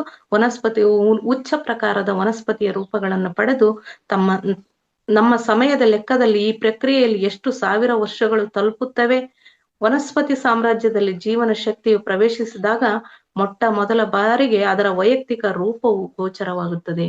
ಇದಕ್ಕೆ ಈ ಎಲ್ಲ ರೂಪಾಂತರಣ ಹೊಂದಲಿಕ್ಕೆ ಖನಿಜ ಸಾಮ್ರಾಜ್ಯ ಇರ್ಬೋದು, ವನಸ್ಪತಿ ಸಾಮ್ರಾಜ್ಯ ಇರ್ಬೋದು, ಇದರಲ್ಲೆಲ್ಲ ರೂಪಾಂತರ ಹೊಂದಲಿಕ್ಕೆ ಎಷ್ಟೋ ಸಾವಿರಾರು ವರ್ಷಗಳೇ ಗತಿಸುತ್ತೆ ಮಾಸ್ಟರ್ಸ್. ನಮಗೂ ಈಗಾಗ್ಲೇ ಜ್ಞಾನ ಇದೆ ಅಲ್ವಾ ಮಾಸ್ಟರ್ಸ್. ಈ ವಜ್ರ ಅಂತಕ್ಕಂಥ ರೂಪಾಂತರಣಗೊಳ್ಳಿಕ್ಕೆನೆ ಯಾವುದೋ ಒಂದು ಮರ ಯಾವುದೋ ಒಂದು ಕಾರಣದಿಂದಾಗಿ ಸುಟ್ಟು ಇದ್ದಿಲಾಗಿ ಇದ್ದಿಲಾಗಿರ್ತಕ್ಕಂಥ ಮರ ಸಾಕಷ್ಟು ಸುಮಾರು ಅದಕ್ಕೆ ವಜ್ರವಾಗಿ ರೂಪಾಂತರಣಗೊಳ್ಳಿಕ್ಕೆನೆ 2500 ಮಿಗಿಲಾದ ವರ್ಷಗಳೇ ಬೇಕಂತೆ ಮಾಸ್ಟರ್ಸ್. ಅದು ಭೂಮಿಯಲ್ಲಿ ರೂಪಾಂತರಣಗೊಂಡು ವಜ್ರವಾಗಿ ಪರಿವರ್ತನೆ ಆಗುತ್ತೆ ಅಂತ ಎಲ್ಲರೂ ಕೂಡ ತಿಳಿದಿದ್ದೀವಿ ಮಾಸ್ಟರ್ಸ್ ಈ ಮಾಹಿತಿಯನ್ನ. ಆ ರೀತಿಯಾಗಿ ಹಾಗೇನೆ ಪ್ರತಿಯೊಂದು ಕೂಡ ಖನಿಜ ಸಾಮ್ರಾಜ್ಯ ಮತ್ತು ವನಸ್ಪತಿ ಸಾಮ್ರಾಜ್ಯದಲ್ಲಿ ಎಷ್ಟೋ ಸಾವಿರ ವರ್ಷಗಳು ಬೇಕು ಒಂದು ಸಾಮ್ರಾಜ್ಯವನ್ನ ದಾಟ್ಲಿಕ್ಕೋಸ್ಕರನೇ. ಈ ಅವಸ್ಥೆಯಲ್ಲೂ ಕೂಡ ಅದರ ಯಾವುದೇ ಸ್ವತಂತ್ರ ವ್ಯಕ್ತಿತ್ವ ಇರುವುದಿಲ್ಲ. ಅದರ ಈ ಸಾಮ್ರಾಜ್ಯಗಳಲ್ಲಿ ಮಾತ್ರ ಅದಕ್ಕೆ ಸ್ವತಂತ್ರ ವ್ಯಕ್ತಿತ್ವ ಅಂತಕ್ಕಂಥದ್ದು ಇರುವುದಿಲ್ಲ. ಕೇವಲ ಒಂದು ಸಾಮೂಹಿಕ ಚೇತನ ಅಥವಾ ಸಾಮೂಹಿಕ ಆತ್ಮ ಇರುತ್ತದೆ ಮತ್ತು ಹೀಗೆ ಎಲ್ಲ ಪಶುಗಳಲ್ಲೂ ಒಂದೇ ರೀತಿ ಸಮನಾಗಿರುತ್ತದೆ. ಈ ಸಾಮೂಹಿಕ ಚೇತನವೇ ಎಲ್ಲ ಪ್ರಾಣಿಗಳನ್ನು ನಡೆಸುತ್ತದೆ. ಇನ್ನು ಪ್ರಾಣಿ ಸಾಮ್ರಾಜ್ಯಕ್ಕೆ ಬಂದಾಗ ಸಾಮೂಹಿಕ ಚೈತನ್ಯ ಇರ್ತದೆ. ಮನುಷ್ಯ ಮಾತ್ರ ವೈಯಕ್ತಿಕ ಚೈತನ್ಯ ಅಂತ ತಿಳಿದಿದೀವಿ ಅಷ್ಟೇ. ಆದ್ರೆ ಅನೇಕ ಸಿದ್ಧಾಂತದಲ್ಲಿ ತಿಳ್ಕೊಳ್ತಾ ಹೋದಾಗ ಗೊತ್ತಾಗ್ತದೆ ನಾವು ಕೂಡ ವೈಯಕ್ತಿಕ ಆತ್ಮ ಅಲ್ಲ ಅಂತ ಹೇಳ್ಬಿಟ್ಟು. ಈ ಸಾಮೂಹಿಕ ಚೇತನವೇ ಎಲ್ಲ ಪ್ರಾಣಿಗಳನ್ನು ನಡೆಸುತ್ತದೆ. ಇದೇ ಜೀವನ ಶಕ್ತಿಯು ಮಾನವ ಜಗತ್ತಿನಲ್ಲಿ ಬಂದಾಗ ಪ್ರತ್ಯೇಕ ಮನುಷ್ಯರಲ್ಲಿ ಬೇರೆ ಬೇರೆ ಆತ್ಮ ನಿವಾಸ ಮಾಡುತ್ತದೆ. ಆದ್ರೆ ಮನುಷ್ಯ ಸಾಮ್ರಾಜ್ಯಕ್ಕೆ ಬಂದಾಗ ಆತ್ಮ ಅಂತಕ್ಕಂಥದ್ದು ಬೇರೆ ಬೇರೆ ಆತ್ಮ ನಿವಾಸವಾಗಿ ಮಾಡುತ್ತದೆ ಮತ್ತು ಅದು ಅವನ ವಿಚಾರ ಹಾಗೂ ಕ್ರಿಯೆಗಳನ್ನು ನಿಯಂತ್ರಿಸುತ್ತದೆ. ವಿಕಾಸದ ಈ ಹಂತದಲ್ಲಿ ಸಮೂಹ ಆತ್ಮಗಳ ಜಾತಿಗಳ ಮೇಲೆ ಪ್ರಭಾವ ಬೀಳುತ್ತದೆ, ಆದರೆ ಸ್ವತಂತ್ರವಿರುವ ಮನುಷ್ಯರ ಮೇಲಲ್ಲ. ಇವೆಲ್ಲ ಅಂಶಗಳು ಕೂಡ ಸಮೂಹ ಆತ್ಮ ಜಾತಿಗಳ ಮೇಲೆ ಪ್ರಭಾವ ಬೀಳ್ತದೆ, ಅದೇ ಸ್ವತಂತ್ರ ಮನುಷ್ಯರ ಮೇಲೆಲ್ಲ. ಅಂದ್ರೆ ಸ್ವತಂತ್ರತೆಯನ್ನು ಪಡೆದಂತ ಮನುಷ್ಯರ ಮೇಲೆಲ್ಲ ಈ ಪ್ರಭಾವಗಳು ಉಂಟಾಗೋದು, ಹಿಂದೆ ಪಡೆದಂತ ಅನುಭವಗಳ ಪ್ರಭಾವಗಳು ಅಂತ ಹೇಳ್ತಾ ಮಾಸ್ಟರ್ಸ್ ಇವತ್ತು ಇದುವರೆಗೆ ಇಲ್ಲಿಗೆ ನಿಲ್ಸೋಣ ಮೇಡಮ್. ಟೈಮ್ ಆಯ್ತು ಅಂತ ಗೊತ್ತಾಗ್ತಿಲ್ಲ.